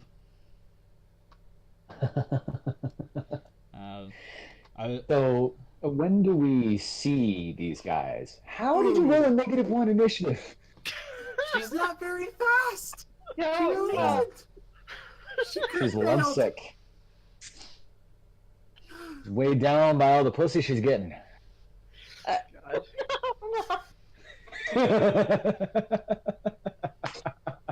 just wanted to see how awkward I could make Rebecca feel. I mean, I'm not awkward. I'm just like correcting you feverishly. Jesus. So, to answer the question about how far off can you see these guys, this building is only about an hour's walk from town, so you would probably see them. You'd probably see this scene a decent time before you arrive. You'd see it just over the horizon. Keldor, you would see the stable and the stone building, but then around it, instead of seeing a dwarf or something like that, which you would be used to seeing, you see small greenish-looking fellows brandishing weapons. Some of them seem to be riding on the backs of some things. So you have plenty of time to prepare yourselves and make actions beforehand. Alrighty then. And are we like clearly viewable on the horizon? Like, is this like plains with a road going down the middle, or are we in the middle of a forest? Or this is wide open grassland. There isn't a road per se. There was one when you started, but then it kind of fades into nothing. There's kind of like a vague dirt track. But okay.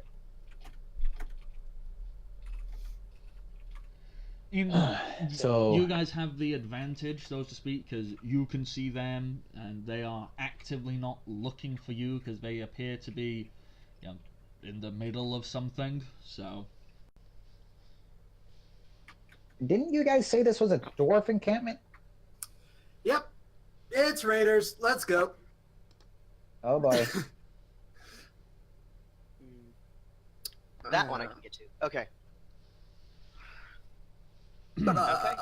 Okay, that's not great, but it's not terrible either. I'm not going to assume I'm the fastest. So, if all of you would like to roll initiative, Yeah, I'm trying to get there.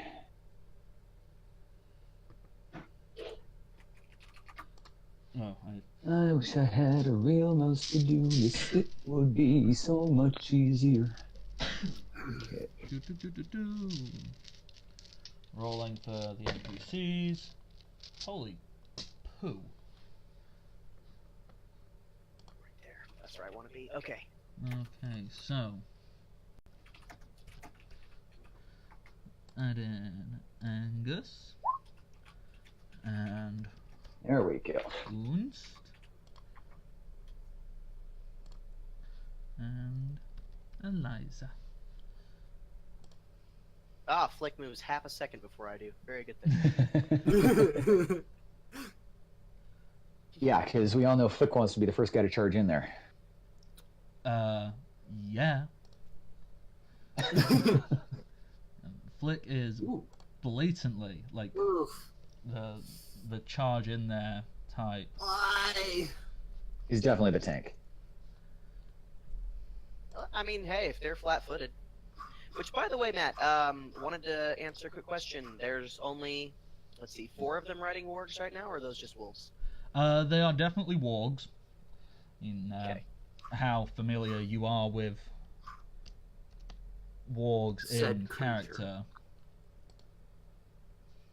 I'd assume that I've fought these things before, since they are a common occurrence around this village. Hold on, I What the now hell are have those a things? whole bunch of awesome knowledges that I have gained from my 1 level dip. So I will see what I know about wargs. Jack shit, apparently. No, jeez. You know nothing about these. Yeah. You think that their critical spot is their butt. I think these are called hippopotamus. Now Kid looks and goes, "Is that a dragon?" Oh no, that's a rock. Okay. Oh. May I try? Those look cuddly as fuck. What are you trying to say, Rebecca? I was asking if I could try a knowledge nature check. Yeah, of course you can. Damn it! No! Well, that's a little better. I know nothing! Yeah, you go, they appear to be mammals. Wolf-like in nature. Trying to press Eliza and have failed miserably. Yes, these are obviously of the mammalian variety. I think if we stab them with pointy things, they should probably die. Exactly how to put it. Okay, there we go. Everybody's initiative is in order. These... they are not flat-footed. They appear to be on some kind of guard duty or patrol, so they are on alert, but they haven't looked over in your direction. So, and thankfully, it shows that you guys have rolled higher initiative. So you guys will get to move first, but yeah, the moment you start doing stuff, they're gonna be like, "Ah!" Except for one of us. I don't know how it happened. She's old. Give her a break. At least we're getting the crit fails out of the way before the actual combat. Oh yeah. Good point. Alright, so Flick is standing in the center of the party, and he looks at the scary things that he's never seen or really heard described well in front of him. And he looks back at the party, who seems very determined. And then he looks back at the scary things, and then he looks back at the party. And looks back at the scary things, looks back at the party, and then he's going to roll a hide check to see if he can hide behind Keldor. Yeah, unless Keldor is actively going to say no, you can... No, I'm not saying anything. I'm not even paying attention to him at this point. You can consider yourself in full cover, because you're, a little person. So yeah. Yeah, I'm straight up. Yeah, I'm not even like trying to peek around at the moment. I'm just trying to cover myself while everybody gets into position, and then I will deal with the fallout. Alrighty. Kid. Let me see. So, I'm going to go ahead, and I'm going to do a bit of a weird action. I am going to charge. Okay. I will not get a plus on the hit my AC for it. Sorry, repeat that, please. Sure. So, I've got this fun feat called Combat Expertise, Oh, yeah. and what I'm going to do is I am going to charge, which would put me about right here, given that it's double my move speed. Mm-hmm. I'm going to be using my Combat Expertise feat to take away 2 from my basic twitchness, Yep. but it also negates my armor class going down. Alrighty. So what I'm going to do is I'm going to go for this goblin right here because he's within reach. Okay. And the attack bonus or damage bonus. Sadly not going to hit. Is that with the plus from But at least charging? I'm where I want to be now. Yeah, there's no plus from charging, so. I thought charging gave you a plus to hit. Right, but with the base attack plus 2 being lost for the combat expertise. Yep, that's it. I was just having a slow Negates it. moment. Yep, kids thinking smart. Yes. Unfortunately, as you're rushing in, you're trying to swing, and you just mistime it, and this chain, your chain, swings past this goblin's face as he goes. That's fine. It's precisely where I want to be. Okay. Alrighty. Well, they are now going to respond. Okay, I just need to do some measuring.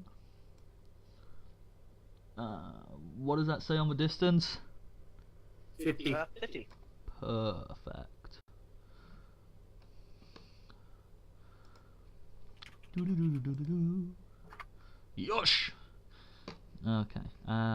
Well, the first thing, this fellow is gonna rush to about there. Question. Does that pass he through my threat will- range? Yes, it does. What was the question? Sorry, I couldn't hear you. Does it pass through my threat range as it does so? Well, it was here, and it's going in a straight line, so yes, it does. Because if he wants to, he has to go this way, which is more. So yes, Yes. it does. So yes, you may make your attack of opportunity. Alrighty. Let me see. So it's not with a flank. I will lose 2 on this expertise. Let's see.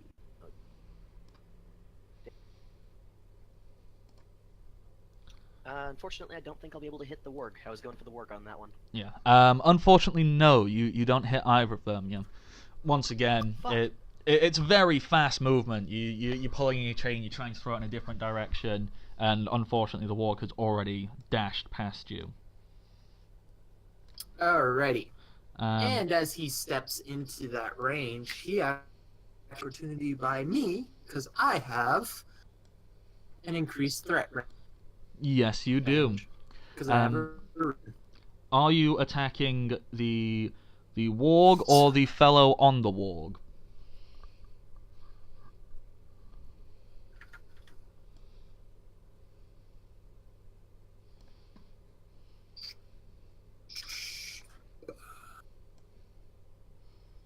Ay.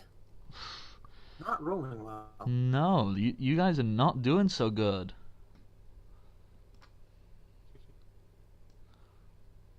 Now the one that just rolled up, did it charge at me on this one? This one, the second one, is charging, but the first one is not, because it was within range. That's all I need to know. I just wish I could hit it today. I'm so glad I didn't surrender any of that armor. So I do have one more attack opportunity. Wow, you guys cannot hit anything. Hey, we're giving all of our luck to Primrose. Apparently. Yeah. You guys whiff an entire round? So far.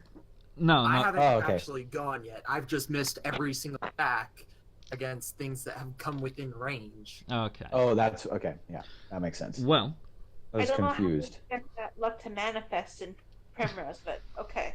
Yeah, right. Sing the songs of your people. Give us the ability to attack them back. well, Sing a song of rage.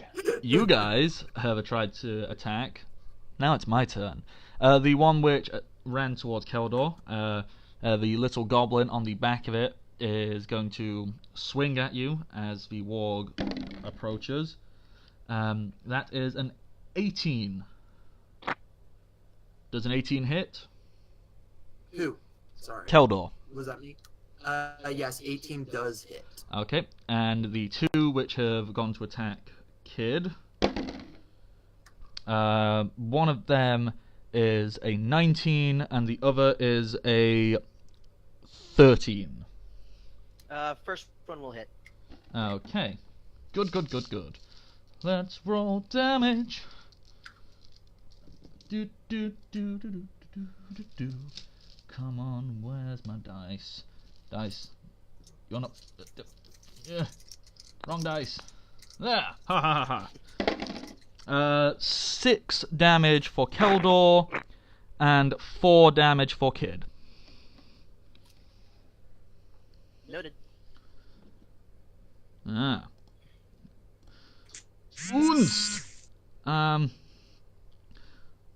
Unst is not a particularly tactful fellow, so he's going to apply the very sound logic of move towards closest, hit it, and that's what he's going to do. He's going to walk on forward, drawing his greatsword, and he rolled a 2, so you guys ain't doing good. Hey, it's all gonna pay off next round. Angus, Hot damn. eager to prove himself. Yep. That doesn't sound pleasant. He is going to attempt the same. So, move forward, try to hit thing. That's a lot better. That is a... No, what is his plus? That's a 22. And he is going to try and hit... Yeah, he's hitting the actual warg, not the goblin on it. Dealing not a fantastic amount, but it looks like a decent blow.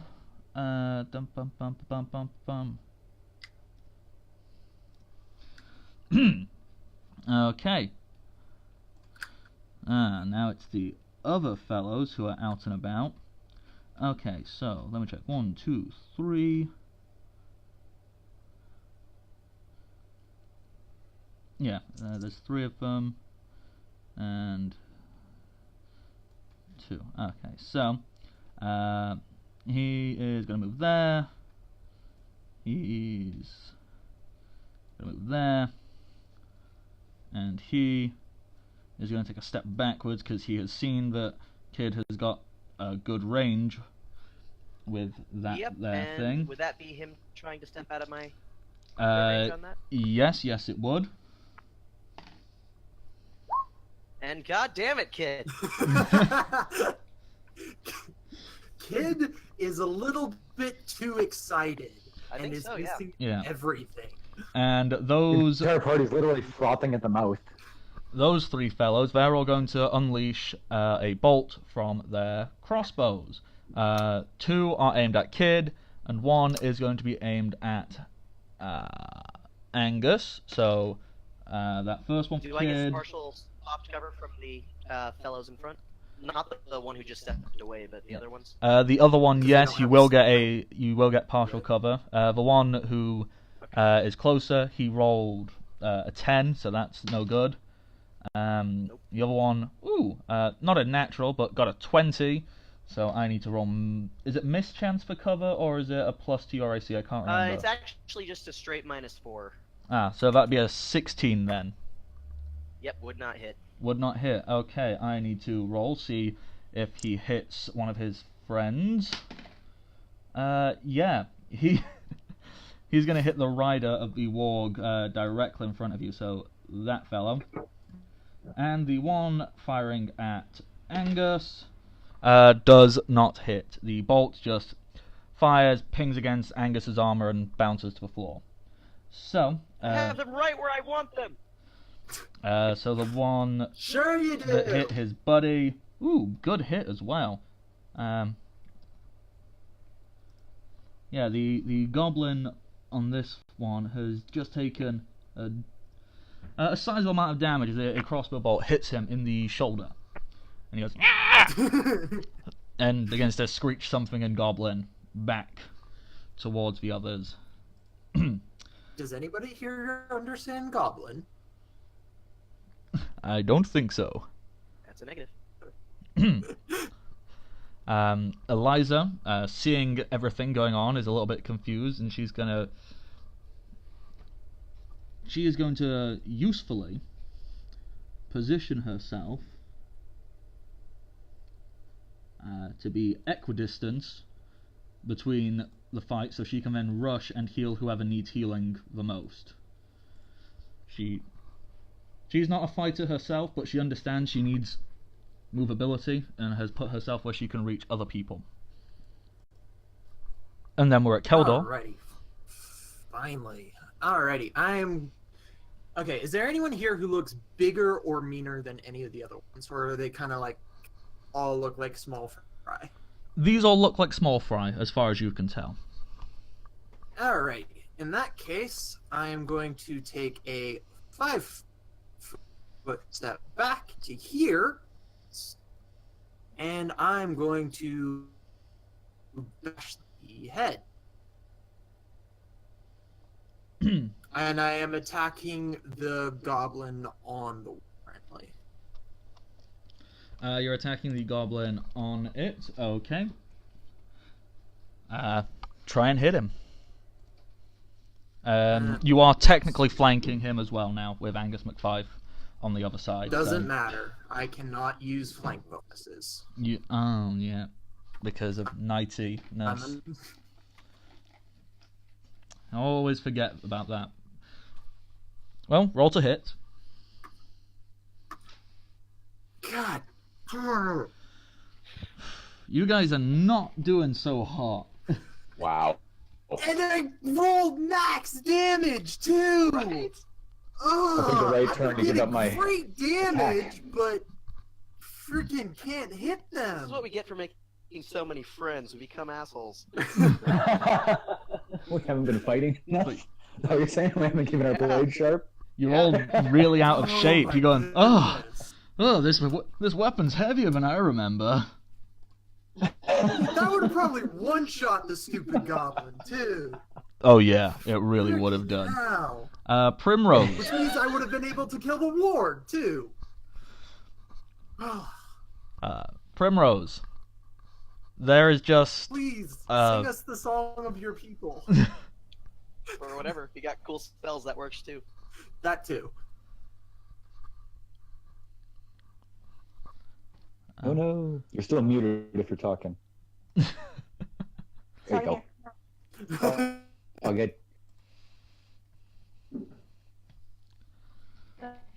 Where does Bardic Inspiration reach? So... I'm right there. Okay.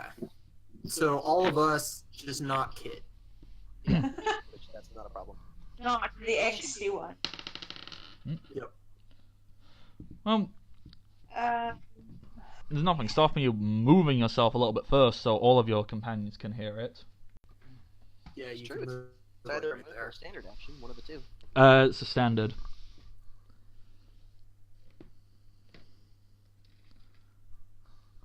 okay, 1 second. Alright.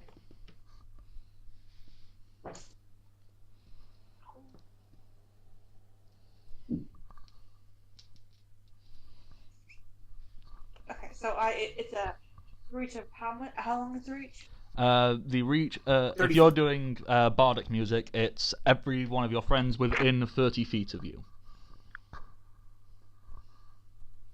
Let's see, So if okay. you move to right there, any one of these, you can hit basically everybody except for these ones. Yeah. Everybody except for Sif and his Yeah. Zazel. Well, Zendrix. You'll see that I haven't rolled initiative for those three. What I am doing with in universe, Zindrix, Varco, and Sif, they have purposefully stayed back to act as backup if you need it. All right, we'll hold There's back. Or Keep an eye on things.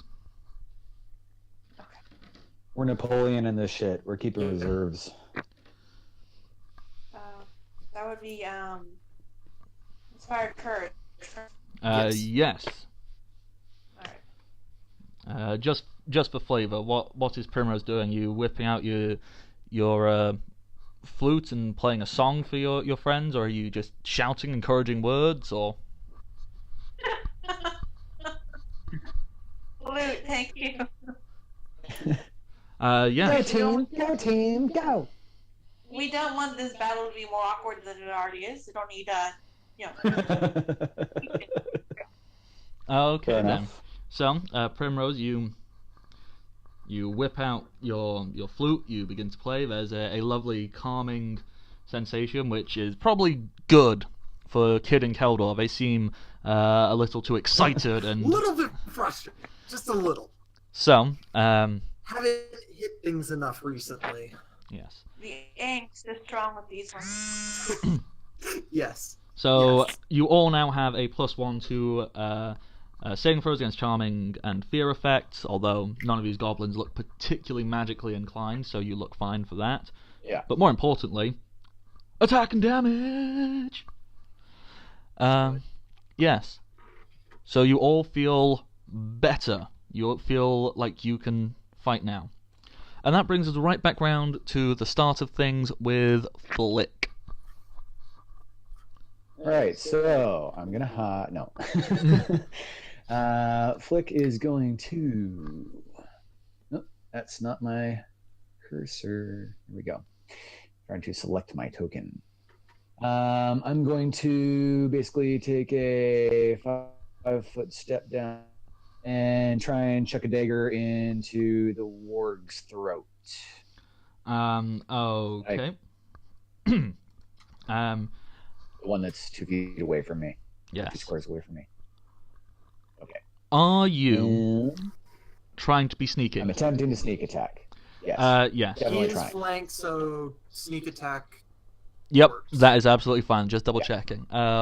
Which dagger are you using? One of your normal ones? You acting? Are you pulling out a saber? The sabers aren't for throwing or for stabbing, so I'm gonna stick to one of my regular ones this time. I don't want to get closer to that thing. That's the scariest thing Flick's probably ever seen in his life. He doesn't want to get anywhere near it. He just wants to be on the other side of the second scariest thing he's seen in his life, which is Keldor. Alrighty. Um, Did you forget to roll to attack? that was just. Oh yeah, okay. Okay. No. What? It's Might hitting hit it. the wrong one, yeah. Let's see. Oh, hold on. Come Make on, sure Mr. you hit the one on the left. Yeah. Mr. I Dex, thought let's that's not the one I hit, continue but I this. apparently Do did it. not. And Also, also, I don't think you've updated it There to. we go. You need to roll another d6 because you're level 3. Remember? yes. So just roll another d6 and we'll add that. Yeah. There Okay, we so go. that's 8 damage, and you're trying to hit the warg itself, yes? Yes. Not I the was goblin going on for it. the warg. Okay. No. Yeah, you hit I that think dagger. the warg is far scarier than the goblin. Yeah, you throw that dagger. It jabs right into that warg's throat, and that's a decent amount of damage. What was it on? It was on that. So come on, Matt, you do maths. It's now on that much health. Okay. You Nice. doing anything else? I can't tumble away, can I? You haven't That's like an used your action, right? movement speed yet, so yes, Oh, right, I've technically. used my 5-foot speed. Yeah. Yeah, so you 5-foot can step, so. move now as well if you so choose.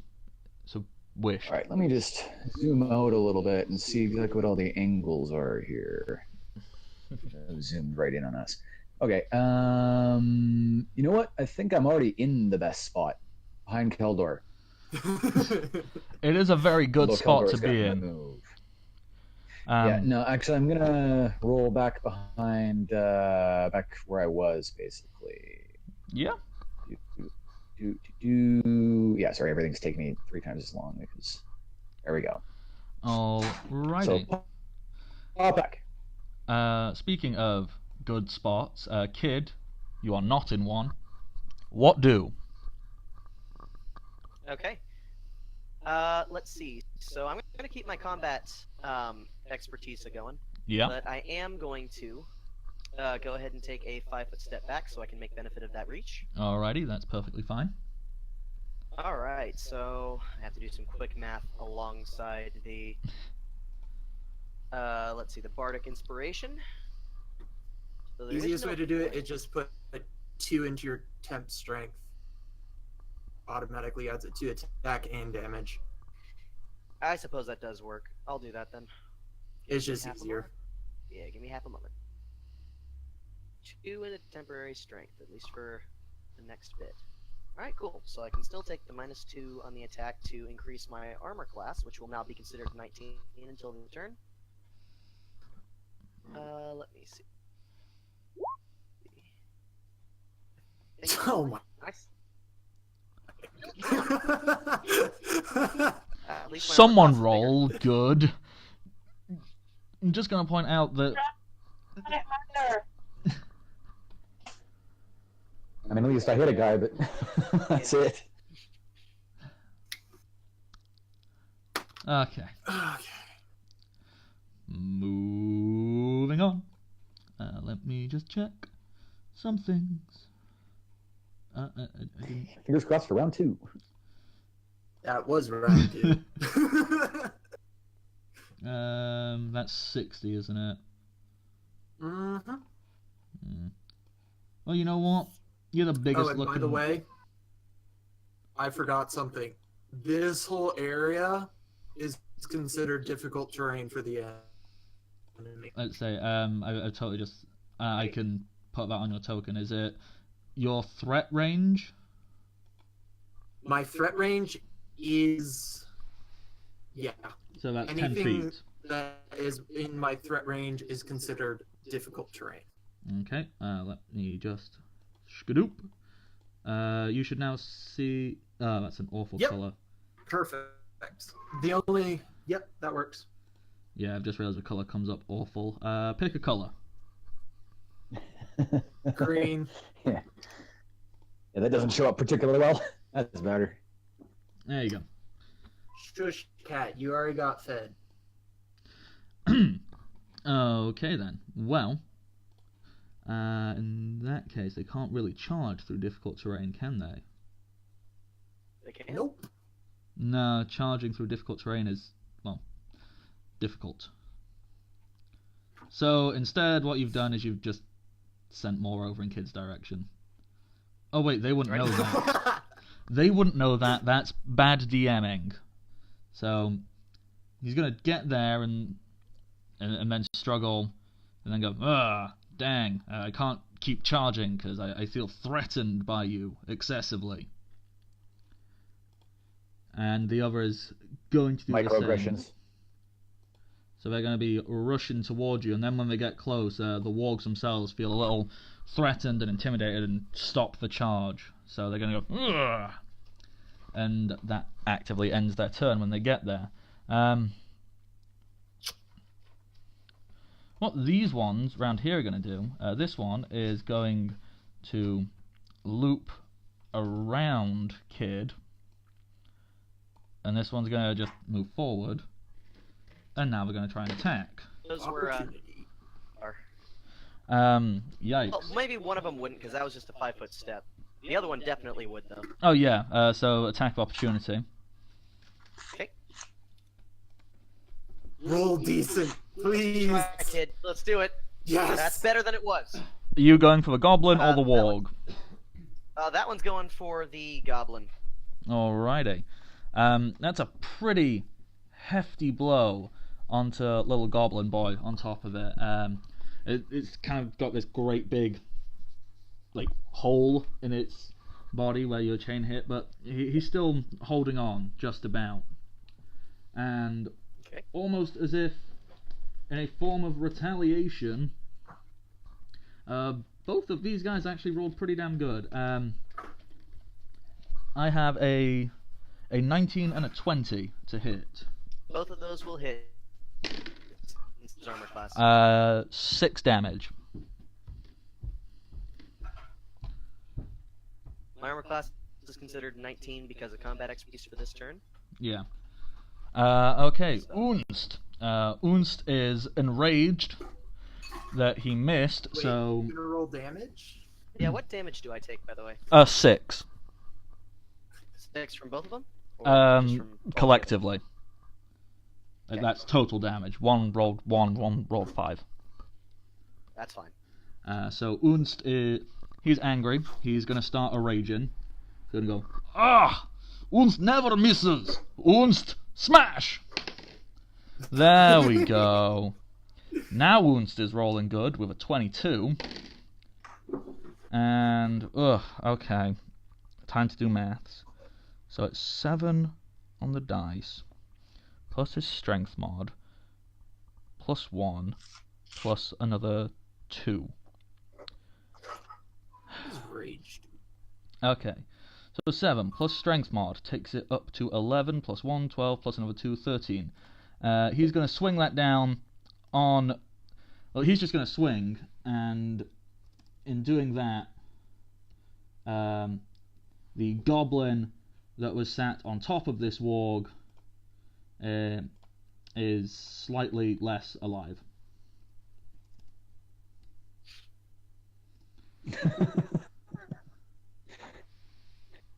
He is no longer amongst the realm of the living. Where is he? I think Kmart. That's just... Okay. That's a North American thing. Sorry, Yes. Matt. The goblin that was sat upon this warg is now half a goblin, as the other half has slipped after being neatly cut onto the floor. So Unst is not happy. No, and Angus is going to join in with this, and he's going to try and give the old warg a great big flickety thwack, and that is good enough to hit the warg. So, diddly damage. Good damage. The warg is still alive, but Angus from Fife has smacked it in the hind leg with his great big hammer. After that, he's going to hit it with his weapon. Okay, time for the little folks. Once again, one shooting at Kid, and these two, they're gonna... Well, they actually can't shoot because they need to move and reload. This one is reloading and shooting, so he's going to take a shot at Kid. An 11 is not going to hit, so Kid's good. Roll where he hits instead. Everyone's... He hit his friend again. Oh. One of the other ones that are too anxious. So obviously what we're seeing is a grudge, and this goblin is very obviously not happy with it, so he just keeps shooting him in the back. Yeah, there's one goblin in there just not even paying attention to us. Just, fuck you, Phil. He actually just killed his friend. With the second crossbow bolt, you know, he aims, he shoots, hits the other goblin there, back of the neck, and you know, the one on the wall turns and he goes, "Rah! And falls off, bleeding out. I'm man? Yeah. Eliza. So are we making that one? That's what's going on? You're gonna make shot his friend, our friend? Dude, I know he stole your girlfriend, but that's not called for. It was perfectly called for. Wait, he speaks common! No, I don't. Quiet, you. You probably do. You didn't bother trying to These are the speak with only you. phrases I have learned. Alright, what does Eliza do? Eliza wants to go and heal Kid, but knows she might get attacked if she does so.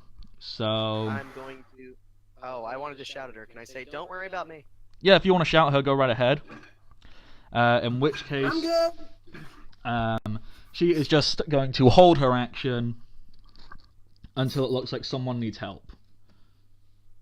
She's not an active combatant, and she's stocked up to help people. Keldor, Alrighty. you now have 3 wargs, one without a goblin on. Well, Okay, it has so it has the goblin's lower half on it still. so this guy right in front of me. Yep. Is on top that is taking the smack. Do it. I'm assuming you mean this fellow. Let's see if the one Finally! goblin. Oh, there we go. Finally! Goblin or That's it. warg? Goblin. Just make sure you Let's did just mean start clarifying that this before fellow here, we right? shoot. Yeah. Describe what The you do to goblin? this goblin. How's the goblin looking? Dead. Alright, with that, I am going to cleave down on the warg that he was on. Do it.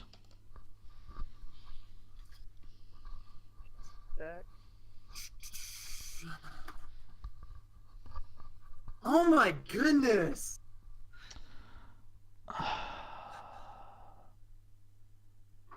I want to give it you, but you're one short. This warg was charging. It takes a -2 on AC. You hit. Yes, it does. Yes! Yeah. Yes! There we go. Ah, yay for charge! Those moments when the rules unfuck you. Bet you're glad I remembered. That Otherwise, you'd worked. have realized later on. Damn it! So No, I would not, honestly, because I forgot they charged it all. They gated it. okay, that warg is not looking so good. Very unhappy. And then we How's have that warg looking?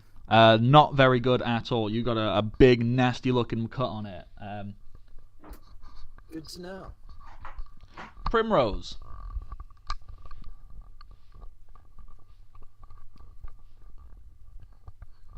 What is Primrose We doing? lost Rebecca again. Protective orc mode is activated. Whatever that entails. Becca, you're muted. It is muted.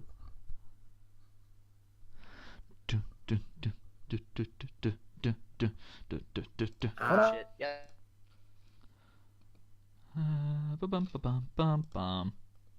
Oh. Hey, finally, Jesus. There we go. Primrose, what are you doing? Not sure what happened, but it did. Anyway, yes, protective work mode is activated.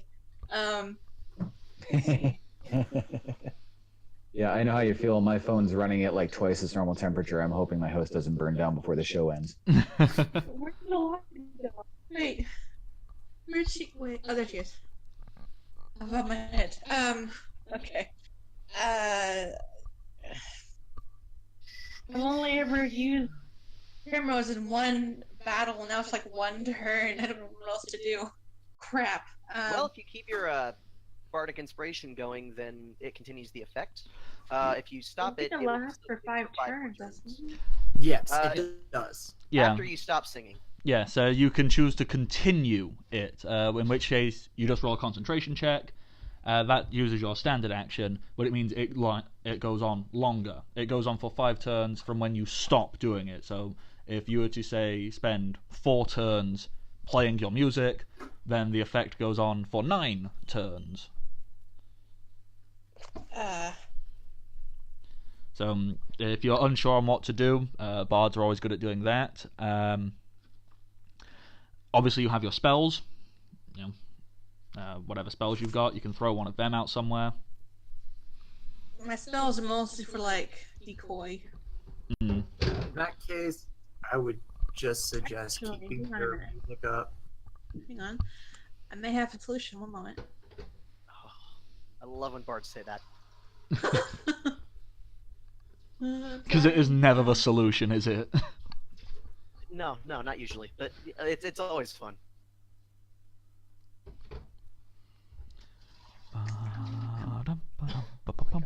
The anticipation's killing me. Sorry, hang on.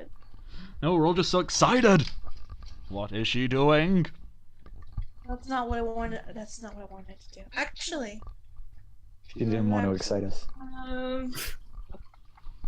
I got it. Okay. In light of waiting, I have a spell for Eliza. Ooh, fancy spell. Sorry, what are you doing? I am going to cast resistance on Eliza. Someone remind me, is resistance a actually touch smart. spell? Do you need to rush up and touch her, or? Okay. No idea. I me and Mona. can look it up instantly. I can look it up quicker. Ooh, the race is yeah, on. to that- Touch. It is a touch spell, yes. Oh, that's actually I super think it cute. Primrose is just gonna go, and rush up and like. I always hate having to ask this question, but how are you touching her?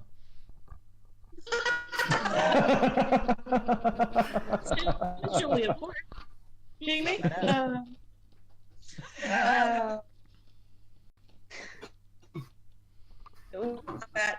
Hand on shoulder, quickly, that kind of thing. Okay. You touch her. You imbue the spell resistance in her. She feels resistful. She feels as if she can resist things a little bit better. And looking at the time, we probably don't have enough time to continue on for another round. So I think a sensible place to leave it would be there at the top of the initiative order, unless someone wants to, say otherwise. I do want some of combat started off. Kid is going to shout out in Draconic at the two next to him. He's going to say Zuufen wal alin do faznoi, and as soon as he says that, honestly, what he's saying, the words that he's saying was, "I will create a world of pain on you," which is the roughest way he could possibly say it. Nice. Basically, all of the combat expertise is going to drop. He's about to go full rage mode on these guys. Good man. Yay! If they speak any Draconic, I hope they're shitting their pants right now. Unfortunately, they do not speak Draconic, but you shouted Okay. scary sounding words at them. You know what? Since we aren't quite at time, we'll use these last couple of minutes. Does anyone want to add some other roleplay type flavor into what they are doing? Eldor is just smacking shit at this point. He's kind of annoyed, so he's just killing stuff. Okay. Flick was clearly terrified. He's like almost shitting his pants behind like whatever robes he's grabbing, and You really think it's a good idea to stand behind Unst, the one who just like dissected a goblin and looks very angry? He's not even worried about the goblins. He's worried about the wargs. He's had a lot of problems with stray dogs and shit in the city, and these are like 10 times that. Yeah, a little bit. Okay. Well, Kid, in reaction to your intimidation, this warg here, the one which the rider has died and fallen off of, that ward seems to be backing down. Its ears flatten, and it appears to be rather intimidated. It looks like if given the chance, it's going to run away.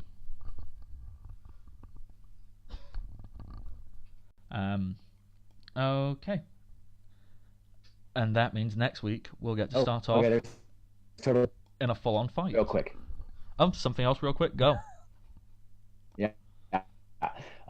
So Flick being turns back to a tree behind us, and then all of a sudden a flash of something, like he realizes something goes across his face, and he grins a little bit.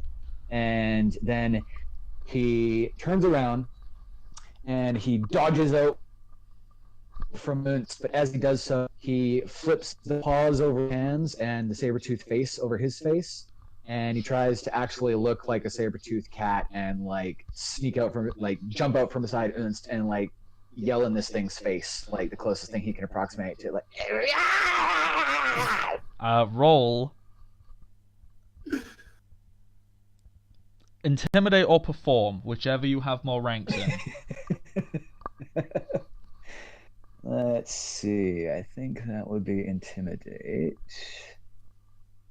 I don't have any ranks in perform, so Yeah, that's fine. that's an intimidate of 8.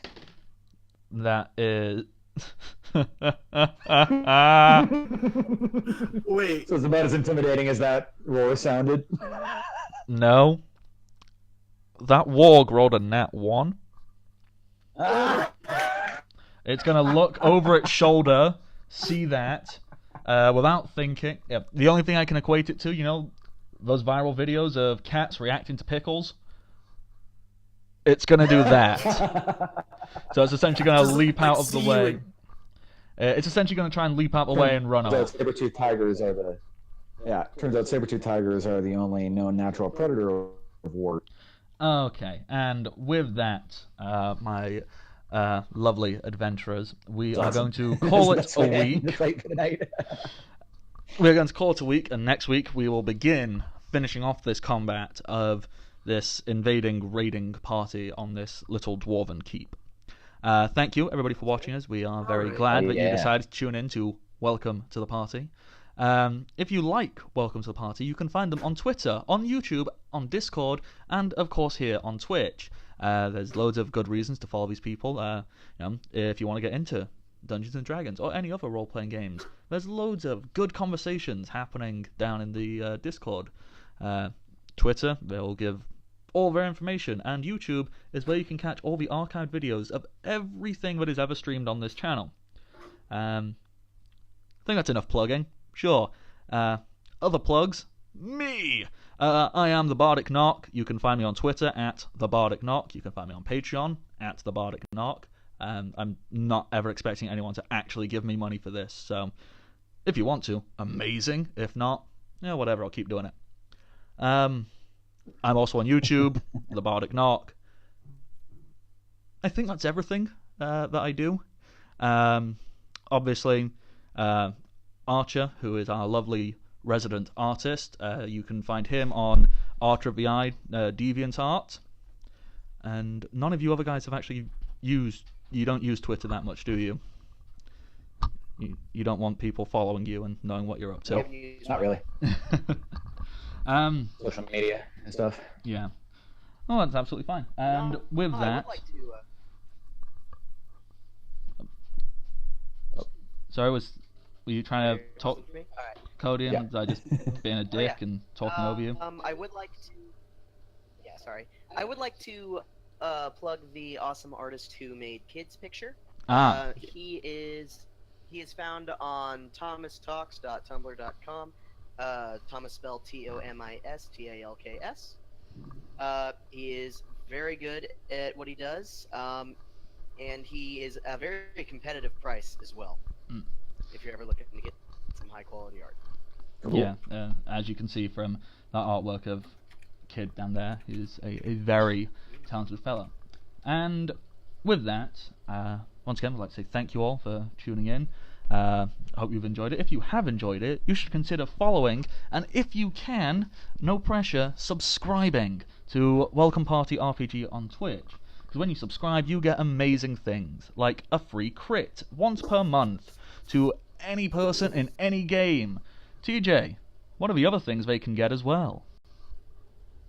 Well, there's a whole list of things you can get, ranging from giving advantage to a player all the way up to actually altering our character sheets.